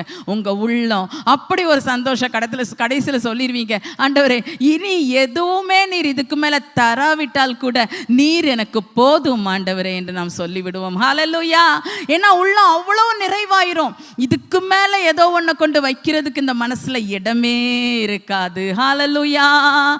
என்னுள்ளம் தேவன் பால் பொங்கி வழியுதி, இயேசன்னை ரட்சித்தான் நான் ஆடி பாடுவேன், எவரும் அறியாரே என்னுள்ளம் பொங்குதே, என்னுள்ளம் பொங்கி பொங்கி பொங்கி வழியுதே, என்னுள்ளம் தேவன் பால் பொங்கி வழியுதி, இயேசன்னை ரட்சித்தான் நான் ஆடி பாடுவேன். கரங்களை தட்டி உற்சாகமாக பாடுவோம். என்னுள்ளம் பொங்குதே, என்னுள்ளம் பொங்கி பொங்கி பொங்கி பொங்கி வழியுதே, என்னுள்ளம் பொங்கி பொங்கி பொங்கி பொங்கி வழியுதே. நம்முடைய உள்ளம் அந்த ரட்சிப்பின் சந்தோஷத்தினால் நிரம்பணும். தேவனோடு உள்ள காரியங்களை நினைத்து நினைத்து நினைத்து நிரம்ப வேண்டும். அதுக்காக தான் அந்த உபவாச நாட்கள்லாம் அப்படியே ஆண்டவர் பாதத்தில் வந்து உட்கார்ந்து அவரை நினைத்து அப்படி ஒரு ஃப்ரீயாக அவரோடு கூட பேசி அநேக காரியங்களுக்காக விண்ணப்பம் பண்ணி அப்படி ஒரு நல்ல சந்தோஷம். இது போல் இரவு நேரத்திலோ இல்லை அதிகாலை நேரத்திலோ இல்லை பகலில் உங்களுக்கு ஏதாவது நேரம் கிடைக்கும்போது கொஞ்சம் நேரத்தை அப்படி ஒதுக்கி அப்படியே ஆண்டவரோட பேச ஆரம்பிங்க, அப்படியே தியானிக்க ஆரம்பிங்க, ஆண்டவரை நினச்சி பாருங்க. நம்ம வாழ்க்கையை சில நேரம் நினச்சி பார்க்குறோம்ல, எங்கள் அம்மா வீட்டில் இருக்கும்போது எப்படி இருந்தது தெரியுமா, அப்படி வருதில்ல ஒரு எண்ணம் சில நேரம். அப்பா நான் எவ்வளோ செல்ல பிள்ளையாக இருந்தேன், இந்த மாதிரி எந்த கவலை எனக்கு இருந்ததா, அதை பார்க்கணும் இதை பார்க்கணும், அங்கே ஓடணும் இங்கே போகணும், அதை சுமக்கணும் இதை சுமக்கணும், அவங்களுக்கு பதில் சொல்லணும் இவங்களுக்கு பதில் சொல்லணும், இப்படிலாம் இல்லையே, நான் எவ்வளோ ஃப்ரீ பேர்டாக இருந்தேன், இப்படிலாம் நினச்சி பார்க்குறோம்ல, அப்படி ஏங்குறோம்ல. ஆண்டவர் பாதத்தில் இருந்து ஆண்டவரை நினச்சி ஏங்கணும். அப்பா நீங்கள் ரட்சித்த நாளில் நான் எவ்வளோ சந்தோஷமாக இருந்தேன், அப்படி என் உள்ளம்லாம் குதூகலமாக இருந்ததே, அந்நிய பாஷை பெற்றப்பா அடிக்கடி அந்நிய பாஷை பேசிக்கிட்டே இருந்தேனப்பா, அப்படி நினச்சி பாருங்க. மறுபடியும் இது வரும். ஒருவேளை இல்லை, கடந்து போன அந்த சிறுமியாய் வாழ்ந்த நாட்களோ, நீங்கள் வாலிப நாட்களில் வாழ்ந்த அந்த வாழ்க்கையோ ஒருவேளை மறுபடி உங்களுக்கு வராது. கொஞ்சம் கொஞ்சம் சந்தோஷங்கள் இருந்தாலும் அது அப்படியே நமக்கு திரும்ப வராதல்லவா. ஆனால் இந்த ரட்சிப்பின் சந்தோஷம், தேவனோடு உடன்படிக்கை செய்யும் போது இருந்த அந்த மகிழ்ச்சி, அபிஷேகத்தின் நிறைவு, என்னைக்கு நினைச்சாலும் அப்படியே கரெக்டா ஃப்ரெஷ்ஷா நமக்கு வந்து கிடைக்கும். ஹல்லேலூயா. அது பழையதா இருக்காது, அது ரொம்ப ஃப்ரெஷ்ஷா இருக்கும். ஒவ்வொரு நாளும் புதிய புதிய புதிய விதத்திலே அந்த மகிழ்ச்சியினால் கர்த்தர் நம்மை நிறைப்பார். ஹல்லேலூயா. அதுக்கு தகுதியா வாழ்ந்து கொள்ளுவோம். சவுல் அதையெல்லாம் இழந்தது போல நாம் இழந்து போகவே கூடாது. கடைசி வரைக்கும் மனத்தாழ்மையோடு வாழ வேண்டும். இப்போ நீங்க யோசிச்சு பாருங்க, உங்க வாழ்க்கையில அப்போ இருந்த மனத்தாழ்மை, சபையில் ரட்சிக்கப்பட்டு வந்த ஆரம்பத்தில் இருந்த மனத்தாழ்மை இன்று நமக்குள் இருக்கிறதா? அந்த ஒரு புகழ்ச்சியை விரும்பாத இது.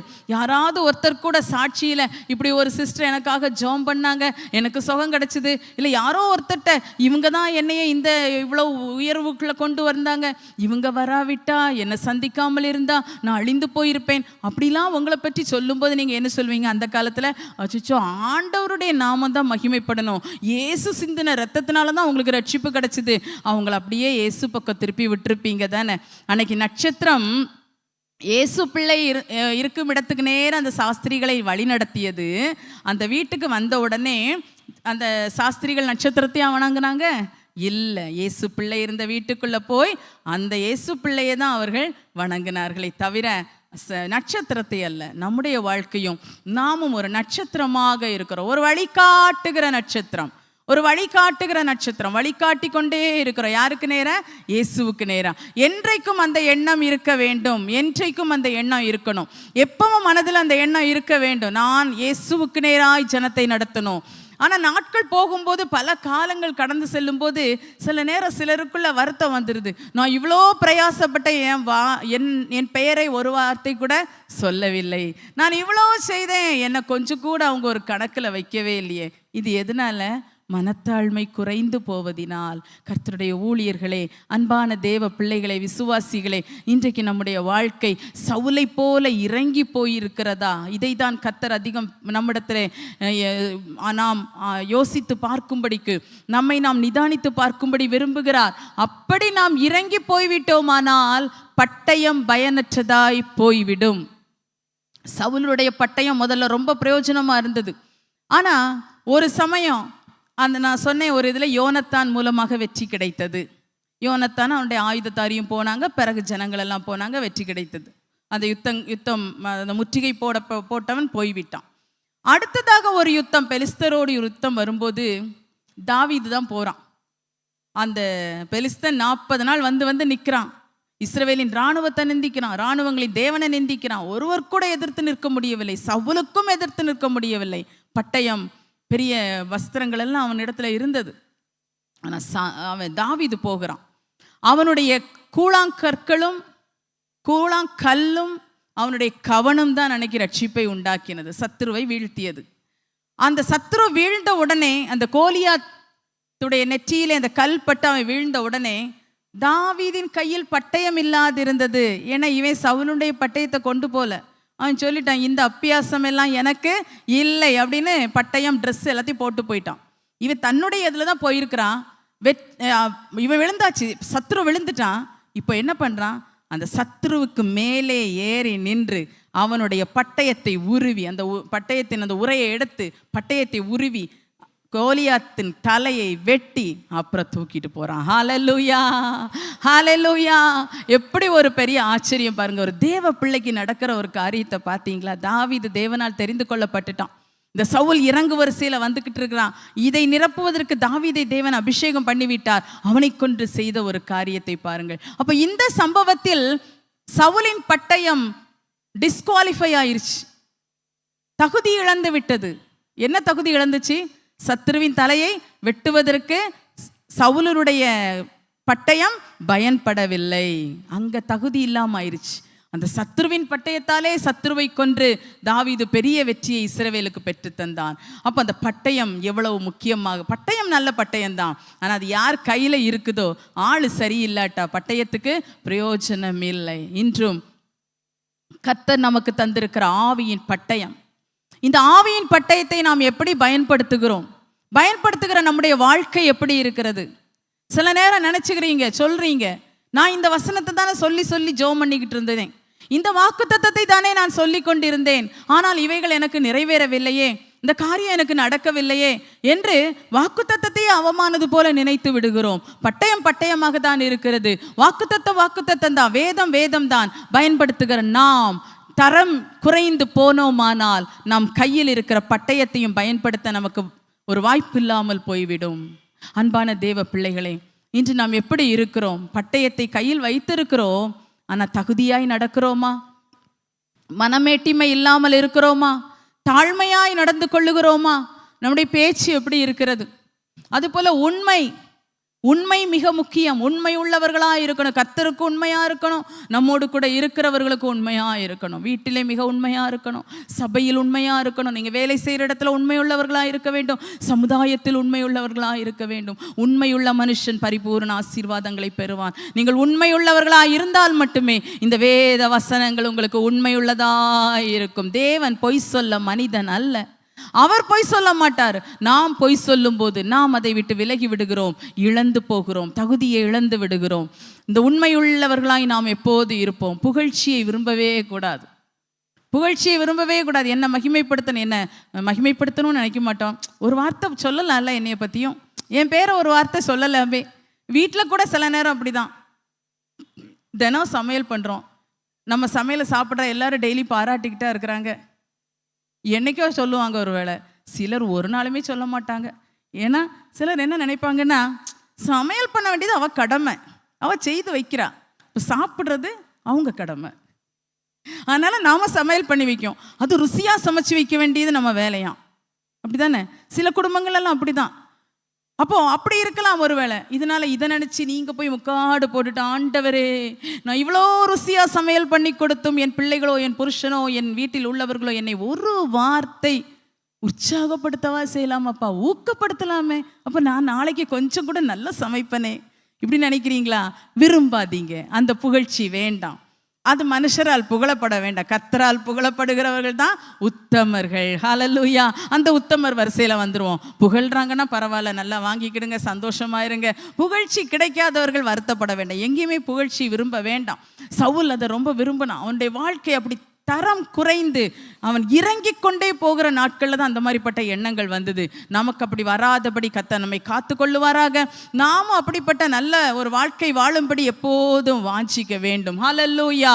அப்படி நம்ம தொடர்ந்து வாழும்போது தான் கர்த்தர் காரிய சித்தியை தருவார், நம் மூலம் வெற்றியை தருவார். நம்ம வீட்டில் ஒவ்வொரு காரியங்கள் ஆச்சரியமாக நடந்தேறும் போது வீட்டில் உள்ளவங்களுக்கு தெரியும், ஓ இவ பண்ணுற ஜெபத்தில் தான் இது நடக்குது அப்படின்னு தெரிஞ்சாலும் சொல்ல மாட்டாங்க. என்ன சொல்லுவாங்கன்னா, பெருமை வந்துடும், அதனால் என்ன செய்யக்கூடாது, ரொம்ப புகழக்கூடாது, அப்படியே ஜெபம் பண்ணட்டும், அப்போ தான் நல்லா எல்லாம் நடக்கும். என்ன நடக்கட்டும், நம்மை கர்த்தர் ஒரு ஜெனரேட்டர் மாதிரி, ஒரு பவர் சப்ளை பண்ணுற ஜெனரேட்டர் மாதிரி வச்சிருக்கிறாருன்னா நீங்கள் ஆஃப் ஆயிடாதீங்க.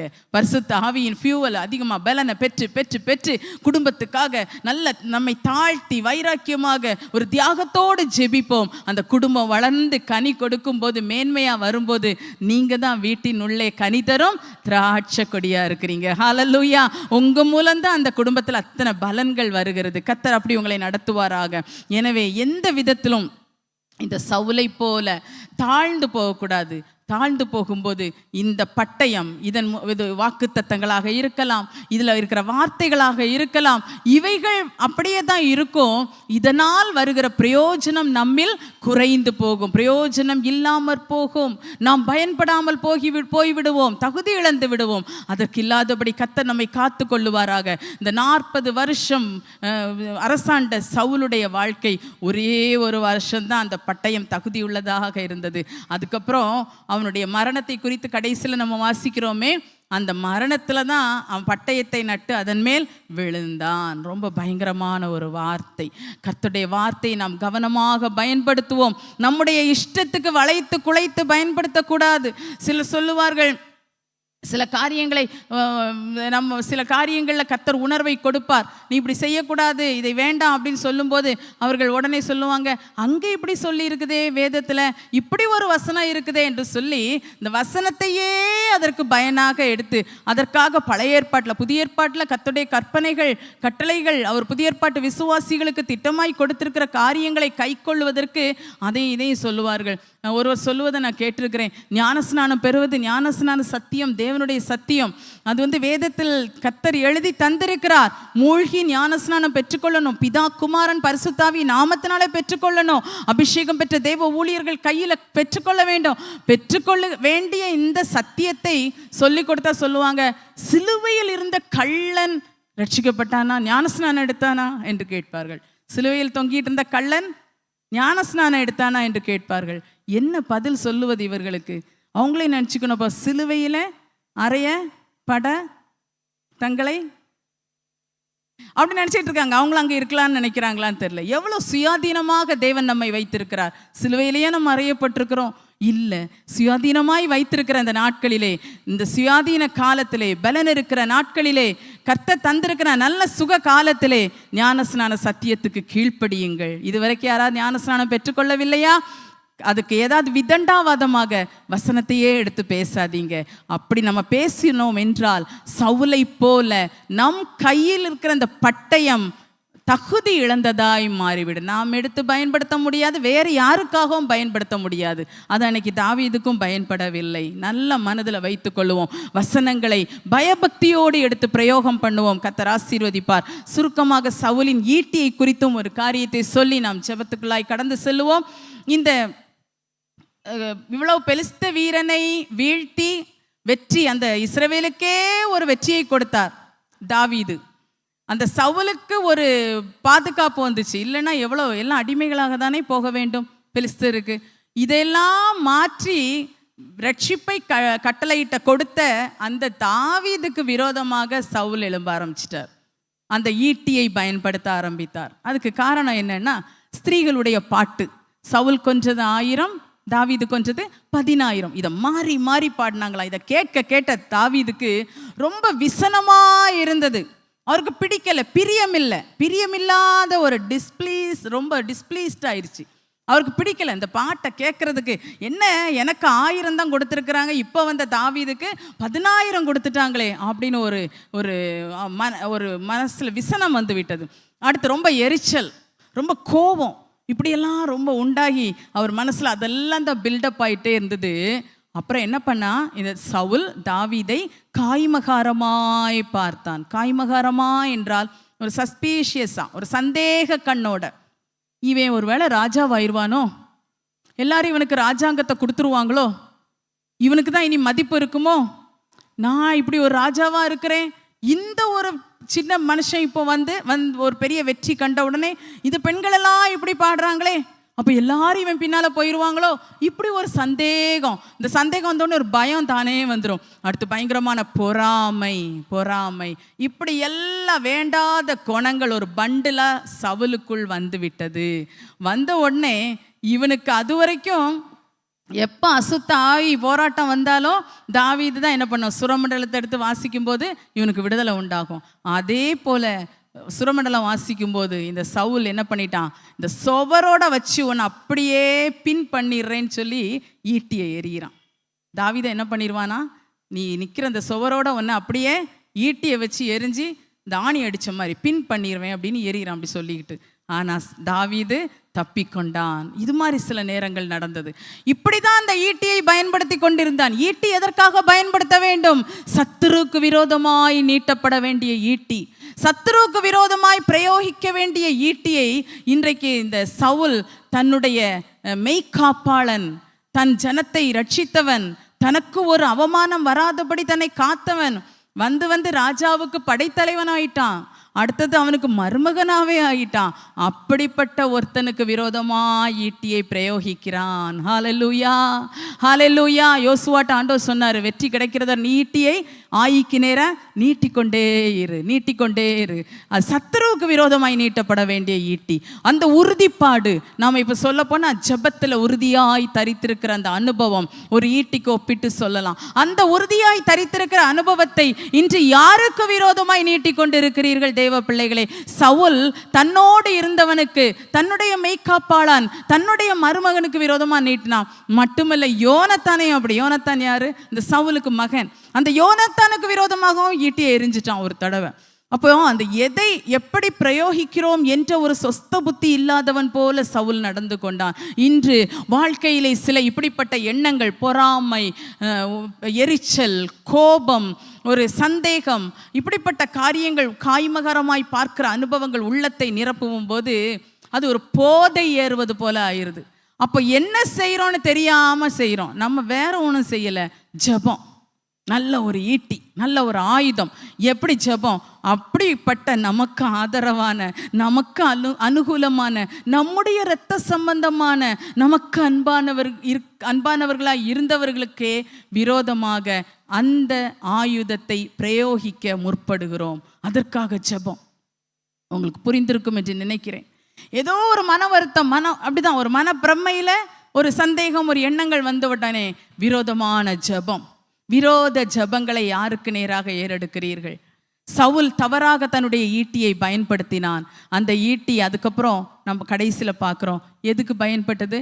சவுல் தன் ஈட்டியின் மேல் சாய்ந்து கொண்டிருந்தான். சத்துருக்களை அழிக்க வேண்டிய ஈட்டி அல்லவா, சத்ருவுக்கு விரோதமாக நீட்டப்பட வேண்டிய ஈட்டி அல்லவா, அவன் வாழ்க்கையை அழிக்க ஏன் காரணமாக வேண்டும்? இன்றும் தேவன் உங்களுக்கு தந்திருக்கிற நல்ல ஒரு உறுதியுள்ள ஜெப வாழ்க்கை. நீங்க உட்கார்ந்தீங்கன்னா 1 மணி நேரம் நல்ல ஊக்கமா ஜெபிக்கிறீங்க, ஒரு நாள் நல்ல ஃபாஸ்ட் பண்ணி ஜெபிக்கிறீங்க, இரவெல்லாம் விழித்து ஜெபிக்கிற அனுபவங்கள் கர்த்தர் உங்களுக்கு தந்திருக்கிறார். நல்ல ஈட்டி உங்க கையில இருக்குது. ஆனா எதற்காக பயன்படுத்துகிறீர்கள்?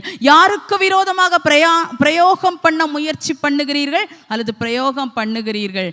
தவறாக பிரயோகம் பண்ணப்படும் அந்த ஆயுதம் ஒரு நாளில் அது உங்களுக்கே விரோதமானதாக முடிந்துவிடக்கூடும். அப்படிப்பட்ட அபத்தமான செயல் நமக்கு நடக்க வேண்டாம். தேவ பிள்ளைகளே, கர்த்தரிடத்துல மனத்தாழ்மையோட கேட்போமா?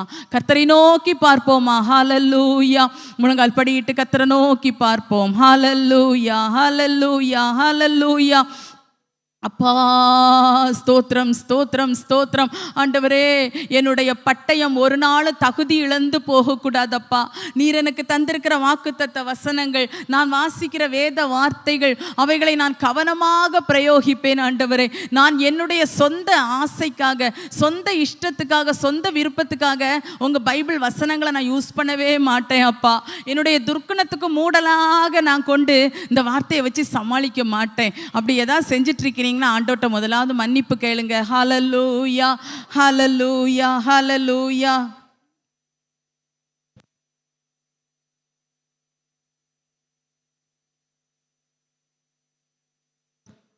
ஹல்லேலூயா. என்னுடைய பட்டயம் எப்போதும் தகுதியுள்ளதாக இருக்க வேண்டும் ராஜா.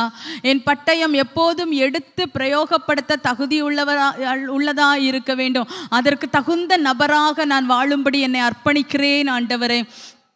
Thank you Lord, thank you Lord, thank you Lord, thank you Lord. பொருளாசை, மண்ணாசை, பண ஆசை, மனுஷர்கள் மேல் உள்ள பற்றுதல்கள், இவைகளினால் நாம் இழந்து போகக்கூடாது, தகுதி இழக்கக்கூடாது, தகுதி இழக்கக்கூடாது. ஆமேன், ஆமேன். வசனம் என்றைக்கும் ஜீவன் உள்ளது, அது ஆவியாய் இருக்கிறது, அது இருபுறமும் கருக்குள்ள பட்டயம் அல்லவா. அப்போ நாம் தவறு செய்யும் போது, நம் சுபாவங்கள் தவறானதாக மாறும்போது தகுதி இழந்து விடுகிறோம். Hallelujah, hallelujah, hallelujah, hallelujah. ஹல்லேலூயா. எனக்கு ஜெயத்தை தாரும் ஆண்டவரே. நான் ஜெயம் எடுக்க வேண்டிய பகுதியில் நான் ஜெயம் எடுத்து தான் ஆகணும் அப்பா. ஜெயம் எடுத்து தான் ஆக வேண்டும் ஆண்டவரே. ஹல்லேலூயா. என்னுடைய உள்ளத்தில் இருக்கிற சந்தேகமான எண்ணங்கள், தவறான எண்ணங்கள், வருத்தமான எண்ணங்கள், பாரமான எண்ணங்கள், கசப்பு, விரோதம், வைராக்கியம், இப்படிப்பட்ட துர்க்கணங்கள் என்னிலிருந்து முற்றிலுமாய் வெளியேறட்டும் அப்பா. இந்த உபவாச நாட்களிலே அப்படி ஒரு பெரிய ஜெயத்தை எனக்கு நீர் தாரும் ஆண்டவரே. தாரும் அப்பா, பலன் தாரும். எப்படியாகிலும் நான் கை கொள்ளுகிற அந்த வேத வசனங்கள் அது என்றைக்கும் அது எனக்கு தகுதியுள்ளதா இருக்க வேண்டும் அப்பா. அந்த வசனங்கள் என்னில் நிறைவேற நான் தகுதியுள்ளவளா இருக்க வேண்டுமே அப்பா, இருக்க வேண்டுமே. கர்த்தருடைய வார்த்தை என்னில் நிறைவேற செயலில்லாததாய் அது போகக்கூடாதப்பா, செயலற்றதாய் போகக்கூடாதப்பா. அப்பா, அப்பா, உம்முடைய வார்த்தை எல்லாம் அது சரியாக நீர் அனுப்பின காரியமாய் வாய்க்கும். ஆனால் நான் அதில் தடையாக நின்றுவிடக்கூடாது ஆண்டவரே, நின்றுவிடக்கூடாது. எனக்காய் நீர் எத்தனையோ வாக்கு தத்தங்கள் தந்திருக்கிறீர். ஆனால் சிலவை என்ன நிறைவேறவில்லை அப்பா. ஒருவேளை என்னில் அந்த காரியங்கள் ஏதாவது தடை இருக்குமோ? நான் தகுதி இழந்து இருக்கிறேனா? தகுதி இழந்து இருக்கிறேனா? உம்முடைய வார்த்தை உண்மை உள்ளதல்லவா? என்னை தகுதிப்படுத்தும் அப்பா, தகுதிப்படுத்தும் அப்பா, தகுதிப்படுத்தும் அப்பா. ஹல்லேலூயா. என் பட்டயத்தை நான் சரியாக பயன்படுத்த கிருபை தாரும், கிருபை தாரும், கிருபை தாரும். ஆமேன். ஈட்டி பயனுள்ளதா இருக்க வேண்டும், ஈட்டி பயனுள்ளதா இருக்க வேண்டும். ஆமேன். மற்றவர்களுடைய வெற்றியிலே மகிழ்ச்சி வேண்டும். தேவ ஊழியர்களாகிய நீங்கள், தேவ பிள்ளைகளாகிய விசுவாசிகள், உங்களோடு இருக்கிறவர்கள், உங்கள் குடும்பத்தில் இருக்கிறவர்கள், ஊழியத்தில் உங்களோடு இருக்கிறவர்கள், உங்களோட சபையில் ஆராதிக்கிறவர்களுடைய வாழ்க்கையிலே சில மேன்மைகள் காணப்படும் போது அந்த மேன்மைகளை நீங்கள் மகிழ்ச்சி அடையுங்கள், பாராட்டுங்கள். ஒரு வார்த்தை பாராட்டுங்கள். பாராட்டுகிற உள்ளத்துல நிச்சயமா அந்த ஒரு துர்க்குணம் வரவே செய்யாது, வர வாய்ப்பு இல்லை. உள்ள நிறைந்து பாராட்டுங்க. முகஸ்துதி இல்லை, உள்ள நிறைந்து நீங்க உடனே உடனே பாராட்டுனீங்கன்னா அப்படி யாரோ பாராட்டட்டும் நானும் ஒரு சின்ன பல்லவி பாடிடுறேன்னு நினைக்கிறது இல்லை. நீங்க பாராட்டணும், நீங்க பாராட்டணும். பாராட்டுகிற அந்த உள்ளம் பொறாமைக்கு இடமே கிடையாது. கசப்பு வராது, வைராக்கியம் வராது. மற்றவர்களுடைய வாழ்க்கையை குறித்து சந்தோஷப்படுங்க. பொறாமை வேண்டாம், பொறாமை வேண்டாம், எரிச்சல் வேண்டாம். சவுலுக்கு இந்த பொறாமை, எரிச்சல் இவைகள் எல்லாம் தான் ஈட்டியை தவறாக துஷ்பிரயோகம் செய்ய வைத்தது. அது வேண்டாம், அது வேண்டாம். உறுதியுள்ள உங்கள் ஜெப வாழ்க்கையை வீணடித்து போடாதீர்கள் தேவ பிள்ளைகளே. உறுதியுள்ள ஜெப வாழ்க்கை உங்களுக்கு பயனுள்ளதா இருக்க வேண்டும். நீங்கள் யாருக்காக ஜெபிக்கிறீர்களோ அவர்கள் தலையில் அது ஆசீர்வாதமா இறங்க வேண்டும் அல்லவா? ஆமென். ஹல்லேலூயா, ஹல்லேலூயா, ஹல்லேலூயா.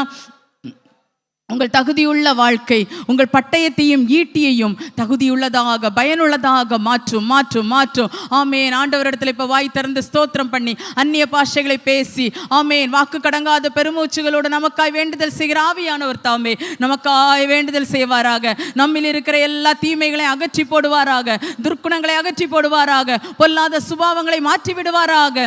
ஆமேன். தி மலராதனமோரியான் தலனமரியாதனமோ ஷபரபோரியால பலபரபா தி கலராதரபோரியா தனமோ ஷவரபோதிரி விகபல பலபரபரபா நிமாலரதனமோரியான் தலனமாரியா கரதரபோ ஷரபோரியால பரபா ரபரபரபோரியால பலபரபதிரி விகபரியா ரிகலராதரபோதிரி விகபல பலபரபதரபோ கபரபதரபோ ஷரபோரியால பரபா நிமலரான் தலரபோதிரி விகபல பலபரபா. சுத்த பொன்னாய் மாற்றுகிறவர், சுத்த பொன்னாய் மாற்றுகிறவர்.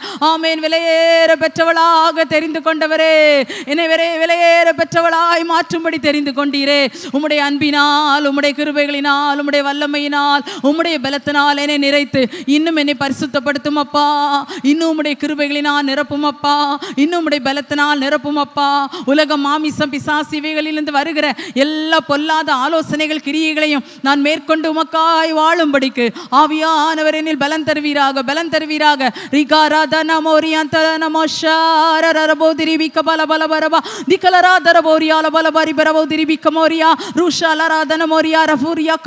தரபோரியால பரபா தீமானியா கனாரியான் தலன மாரி பல பல பரபோ திரிபிக்க பல பல பரபா லீரா திரா தரபோரியால பல பரபோ திரிபிஷ பரப தரபக்க பல பரபா. என்னை கழுவி பரிசுத்தப்படுத்தும் அப்பா. உம்முடைய இரத்தத்தினால் கழுவும், உம்முடைய ஆவியினால் கழுவும், உம்முடைய வசனத்தினால் கழுவும், கழுவும், கழுவும். நான் சிட்சிக்கப்பட வேண்டாம் அப்பா. உம்மிடத்திலிருந்து தண்டனைகள் எனக்கு வேண்டாம் ஆண்டவரே.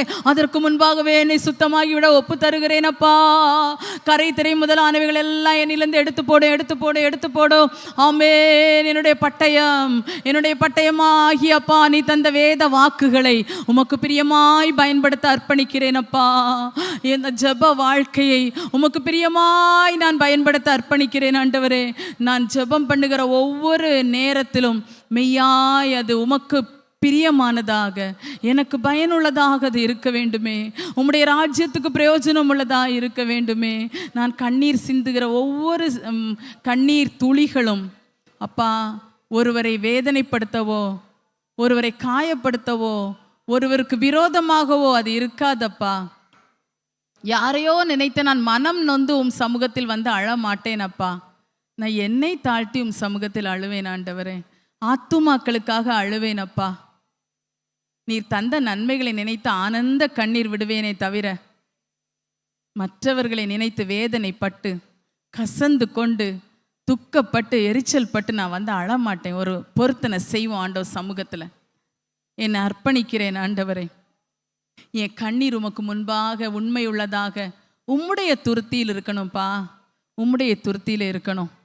பழி வாங்குகிறதுக்காக அல்ல, பதில் அளிக்கிறது நீரப்பா. நான் அதை உங்ககிட்ட விட்டுட்டு நான் உங்கள் சமூகத்தில் உம்மை துதித்து உம்மை மகிமைப்படுத்துவேன். என்னை நிந்திப்போருக்காகவும் துன்பப்படுத்துறவர்களுக்காக நான் ஜெபம் பண்ணுவேன்ப்பா. நல்ல விதமாக நான் ஜெபம் பண்ணுவேன். சபித்து அல்ல, வெறுத்து அல்ல, என்னை பக்குவப்படுத்துங்கப்பா, எனக்கு கஷ்டமாக இருக்குது. உண்மையை சொல்லுங்க ஆண்டவர்கிட்ட. சிலரை குறித்து ஜெபிக்கும் போது அழுது குறை சொல்லி ஜெபிக்கிறோம். அதை மாற்றணுன்னா கொஞ்சம் கஷ்டம். அப்போ சொல்லணும் ஆண்டவர்கிட்ட, எனக்கு ரொம்ப கஷ்டம் ஆண்டவரே, நான் எப்படி இதை செய்ய முடியும்? எனக்கு நடந்தது அவ்வளோ பெரிய துரோகம் அல்லவா, எனக்கு நடந்தது அவ்வளோ பெரிய கஷ்டமான விஷயம் அல்லவாப்பா, நான் அவ்வளோ ஒரு இழப்பில் இருக்கிறேன் அல்லவா, நான் எப்படி சந்தோஷமாக ஜெபம் பண்ண முடியும், எப்படி ஆசீர்வதித்து ஜெபம் பண்ண முடியும் அப்பா? ஆனால் நீர் ஆசீர்வதிக்க சொல்லுகிறீர், நீர் அவர்களுக்காக ஜெபம் பண்ண சொல்லுகிறீரப்பா. நீ சொல்லுகிறதுனால் நான் அப்படி ஜெபம் பண்ண என்னை அர்ப்பணிக்கிறேன் ஆண்டவரே. உண்மையாய் சொல்லுகிற உள்ளங்கள் எத்தனை, இருதய கடினம் மாறட்டும். அப்படிப்பட்ட உங்களுடைய இருதய கடினம் மாறட்டும். Melt us, O Lord. இருதயத்தை உருக்கும் ஆண்டவரே. கல்லான இருதயத்தை எங்களிலிருந்து எடுத்து போட்டு சதையான இருதயத்தை தருகிறவர். எங்க நன்மைக்காக நீ சொல்லி இருக்கிற அந்த காரியத்தை செய்ய எங்கள் ஒவ்வொருவருக்கும் இன்னும் கிருபை தாரும் அப்பா, கிருபை தாரும் அப்பா, கிருபை தாரும் அப்பா. செய்வதற்கு அரிதான காரியமாய் நான் பார்க்கிறேன் ஆண்டவரே. ஆனால் ஆவியானவர் எனக்கு பலன் தாரும் அப்பா. எத்தனையோ பேரை மன்னிக்க முடியவில்லை அல்லவா? ஒருவேளை அந்த சம்பவங்கள் மறத்து போயிருக்கோம், மறந்து இல்லை மறத்துருக்கோம். அதை நினச்சி இப்போ அதை விட்டு தள்ளுவோம் அப்படி நினச்சிருப்பீங்க. ஆனால் சூழ்நிலை வரும்போது கொந்தளித்து எழும்புகிறது அல்லவா உள்ளத்துல. அப்போ ஆண்டவரே இயேசுவேன்னு பெருமூச்சு விடுறீங்களே, அது நல்ல விதமாக ஈட்டியை பயன்படுத்துறதா இல்லை? அப்போ ஆண்டவர்கிட்ட கேட்போம், உள்ளத்தில் உண்மை விரும்புகின்றீர், எனக்கு ஞானத்தை தந்தருள்வீர். உடைந்த உள்ளத்தோடு நொறுங்குண்ட இருதயத்தோடு இருக்கிற உங்களுக்கு கர்த்தர் சமீபமாய் இருக்கிறார். இன்னைக்கும் மனசை கடினப்படுத்தி இந்த உபவாச நாட்கள்லையும் நான் கேட்கிற விண்ணப்பத்துக்கு எனக்கு பதில் தார ஆண்டவரேன்னு மட்டும் சொல்லிட்டு என்னை மாற்றும் என்று கேட்காமல் இருப்போம் என்றால் நாம் உண்மை இல்லாதவர்கள். கர்த்தர் நமக்கு எப்படி உண்மையா இருக்க முடியும்? எல்லாவற்றையும் விட்டு அவருக்காக அவரை பின் செல்லுகிற நாம் உண்மையற்றவர்களாய் இருப்போம் என்றால் எல்லா மனுஷரை பார்க்கிலும் பரிதபிக்கப்பட்டவர்களாய் இருப்போம். அது ஊழியம் செய்தாலும் சரி, விசுவாசியா இருந்தாலும் சரி, எல்லாருக்கும் ஒரே அளவுதான். உள்ளத்தின் ஆழத்தில் உண்மை வேண்டும். ஒருவரை பார்க்கும்போது என்ன முகத்தோட பார்க்குறோம், என்ன சிந்தனையோட பார்க்குறோம்? நேருக்கு நேர் பார்த்ததுனால வாழ்த்துதல் தெரிவிக்கிறோம். உள்ள என்ன சொல்லுது? வீட்டுக்கு போனப்புறம் அந்த நபரை பற்றி சிந்திக்கும் போது உங்கள் உள்ளத்தில் என்ன வருது? ஹல்லேலூயா. வேதனையான நிகழ்ச்சிகள் நடந்தது உண்மைதான். திருப்பி பெற முடியாத காரியங்களை நீங்கள் சந்தித்தது உண்மைதான். அவ்வளவு அவமான நிந்தைகளை பட்டதெல்லாம் உண்மைதான். ஆனால் இன்னைக்கு ஆண்டவர் உங்களிடத்துல சொல்றது, உங்க கையில் இருக்கிற பட்டயம் தகுதி இழக்காமல் இருக்க வேண்டும் என்றால், உங்கள் கையில் கத்த தந்திருக்கிற அந்த ஈட்டி, உறுதியுள்ள அந்த ஜெப வாழ்க்கை, எத்தனை பேருக்கு கிடைக்காத அனுபவம். பைபிள் எடுத்தா அவ்வளோ ஈஸியாக கீழே வைக்க மாட்டீங்க, அவ்வளோ பைபிள் படிக்கிறோம். முழங்கால் போட்டு ஜெபிக்க ஆரம்பித்தா நேரம் போவது தெரியாமல் ஜெபிக்கிறோம். இன்றைக்கும் பலருக்கு 5 நிமிடம் ஜெபித்து கண்ணை திறந்து பார்த்தா, ஐயோ 5 நிமிடம் தான் இருக்குதா, 1 நிமிடம் ஒரு மணி நேரம் ஆயிருக்கும்னு நான் நினச்சேனேன்னு நினைக்கிறாங்க. ஆனால் சகோதரியே, உங்களுக்கு நீண்ட நேரம் கர்த்தர் பாதத்தில் அமர்ந்திருக்கிற நல்ல கான்சன்ட்ரேஷன் ஆண்டவர் தந்திருக்கிறார். ஒரு மனமா ஜெபிக்க கிருபை தந்திருக்கிறார். ஆனால் உங்க ஜெப குறிப்பு என்னவா இருக்குது? எதுக்காக ஜெபம் பண்றீங்க? யாருக்காக எப்படி ஜெபிக்கிறீர்கள்? Thank you Lord, thank you Lord. ஒருவருக்கு விரோதமாய் ஒருவர் குத்துகிறதற்காக ஜெபிக்கிற ஜெபமா? ஆசீர்வதித்து ஜெபிக்கிறீர்களா? பரிதபித்து ஜெபிக்கிறீர்களா? அக்கினி தழலை இறக்கும் ஆண்டவரே என்று ஜெபிக்கிறீர்களோ? ஜீசஸ், லோரியா கமராஷ். ஆவியானவர் மிகுந்த பாரத்தோடு நம்ம மத்தியில் இருக்கிறார். அவரால் தெரிந்து கொள்ளப்பட்ட ஜனமே, அவரை ஆராதிக்கிற தேவ பிள்ளையே, அவரை துதிக்கும் துதி அவருக்கு பிரியமாய் பிரீதியாய் இருக்க வேண்டும் என்றால் நாவு பரிசுத்தப்படுவதாக, இருதயம் பரிசுத்தப்படுவதாக, சிந்தனை பரிசுத்தம் அடைவதாக, செயல்கள் எல்லாம் பரிசுத்தமாய் இருப்பதாக. ஒரு அர்ப்பணிக்கப்பட்ட வாழ்க்கை இன்றைக்கே தெளிவாய் அர்ப்பணித்து விட்டோம் என்றால் பட்டயம் சரியாக பயன்படும். இந்த உபவாச ஜெபம் முடிவிலே அதற்குள்ளாகவே தேவன் உங்களில் மகிமையான கிரியைகளை செய்வார். அவர் உங்களுக்கு தந்த வார்த்தைகள், வாக்கு தத்தங்கள் இதுவரை ஒருவேளை அவமாய் போனது போல தோன்றினாலும் அது உயிர் பெற்று உங்களுக்காக எழும்பும். ஹல்லேலூயா. அந்த வார்த்தை ஆவியாயும் ஜீவனுமாயும் இருக்கிறது. கர்த்தருடைய வார்த்தை ஜீவனும் வல்லமையுமாய் இருக்கிறது. அது உங்களுக்கு நிறைவேறும். உங்கள் ஜெப வாழ்க்கையின் பலனை கர்த்தர் தருவார். அது கூர்மையுள்ளதாக, இன்னும் பயனுள்ளதாக இருக்கும். அது உங்களுக்கு மேன்மை தரக்கூடியதாக இருக்கும். ஹல்லேலூயா, ஹல்லேலூயா. கரங்களை தட்டி கர்த்தரை மகிமைப்படுத்துவோம். நிபாராதிரபோர் யாதரபோ ஷபரபோ திரிவிகமோர் யாந்தலனமாரி கலராதரபோர் யாலபல பரபதனமோ ஷரபோர் யாலபரபோ ஓரிவிகந்தலனமோர் யாதனமோ ஷமரபோ திரிவிகபலபலபோர் யாலராதரபோ ஷபரபோ திரிவிகபலபரபோ. Hallelujah, hallelujah, hallelujah, hallelujah. ஆமென், ஆமென். எங்களை நேசிக்கிற நல்ல பிதாவே, இந்த மகிழ்ச்சியான பகல் நேரத்துக்காய் ஸ்தோத்திரம். எங்கள் வாழ்க்கையில் இப்படி நல்ல உபவாச நாட்களை நீ தந்திருக்கிறீர், அதற்காய் ஸ்தோத்திரம் ஆண்டவரே. அப்படி வந்து உபவாசித்து ஜெபிக்கிற கிருபையை நீ தந்திருக்கிறீர், அதற்காய் ஸ்தோத்திரம் அப்பா. இவைகளெல்லாம் நல்ல ஒரு பயனுள்ள பட்டயமாகவும் நல்ல உம்மால் அங்கீகரிக்கப்பட்ட நல்ல ஆயுதங்களாக இருக்கும்படிக்கு கர்த்தர் ஆசீர்வதியும் ஆண்டவரே. உண்மையாகவே சவுலுடைய வாழ்க்கையின் காரியங்களிலே எந்த ஒரு துளி போன்ற ஒரு ஆகாத காரியம் எங்களில் இருக்குமானால் இந்த நாளில் நாங்கள் அறிக்கையிட்டு இருக்கிறோம் அப்பா. அதையெல்லாம் எங்களை விட்டு அகற்றி இருக்கிறீர். இனி ஒருபோதும் அவைகள் எங்களுக்குள் புகுந்து கொள்ளாதபடிக்கு எங்களை பரிசுத்தமாய் காத்து கொள்ளும் அப்பா.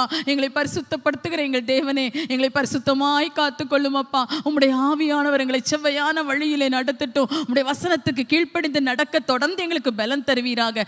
இந்த நாளில் எங்கள் ஒவ்வொருவருடைய வாழ்க்கையிலும் நாங்கள் எதிலெல்லாம் உம்மிடத்தில் அர்ப்பணித்து ஜெபித்திருக்கிறோமோ அதிலெல்லாம் ஒரு பெரிய வெற்றியை காணும்படிக்கு ஆவியானவர் அனுகிரகம் செய்யும். இது நிமித்தமாக தடைப்பட்டிருக்கிற ஆசீர்வாதங்கள் இயேசுவின் நாமத்தினால் வந்து இறங்குவதாக. ஆரோக்கியமும் சுகமும் உம்முடைய பிள்ளைகள் ஒவ்வொருவருக்கும் உண்டாவதாக. வாழ்க்கையிலே பெரிய வெற்றிகள் உண்டாவதாக. இதுவரைக்கும் திசை தெரியாமல் இருந்த காரியங்களிலே தெளிவை கொடுத்து மனக்கண்ணை திறந்து சீரான வழியிலே நேர்மையாய் மேன்மையாய் நடத்த வேண்டும் என்று ஜெபிக்கிறோம் அப்பா. உம்முடைய ஆசீர்வாதங்களினால் நிரப்பும். தொடர்ந்து இந்த இடத்திலிருந்து ஜெபிக்கிற பிள்ளைகளை ஆசீர்வதியும். இரவில் நடக்கிற பைபிள் ஸ்டடி ஜெபங்கள் எல்லாம் ஆசீர்வதிப்பீராக. எங்களை உமக்குள்ளாய் பலப்படுத்தும் அப்பா. தாழ்த்தி அர்ப்பணிக்கிறோம். எங்கள் கரங்களில் நீ தந்திருக்கிற அந்த பட்டயமும் ஈட்டியும் என்றைக்கும் தகுதியும் பயனுள்ளதுமாய் இருக்கும்படிக்கு அனுகிரகம் செய்யும். தாழ்த்தி அர்ப்பணிக்கிறோம். இயேசுவின் நாமத்தில் கேட்கிறோம் பிதாவே, ஆமேன். என் ஆத்துமாவே கர்த்தரை ஸ்தோத்திரி, என் முழு உள்ளமே அவருடைய பரிசுத்த நாமத்தை ஸ்தோத்திரி. என் ஆத்துமாவே கர்த்தரை ஸ்தோத்திரி, அவர் செய்த சகல உபகாரங்களை மறவாதே. ஆமேன், ஆமேன். ஹல்லேலூயா, ஹல்லேலூயா, ஹல்லேலூயா. கர்த்தர் உங்களை ஆசீர்வதிப்பாராக. ஆமேன்.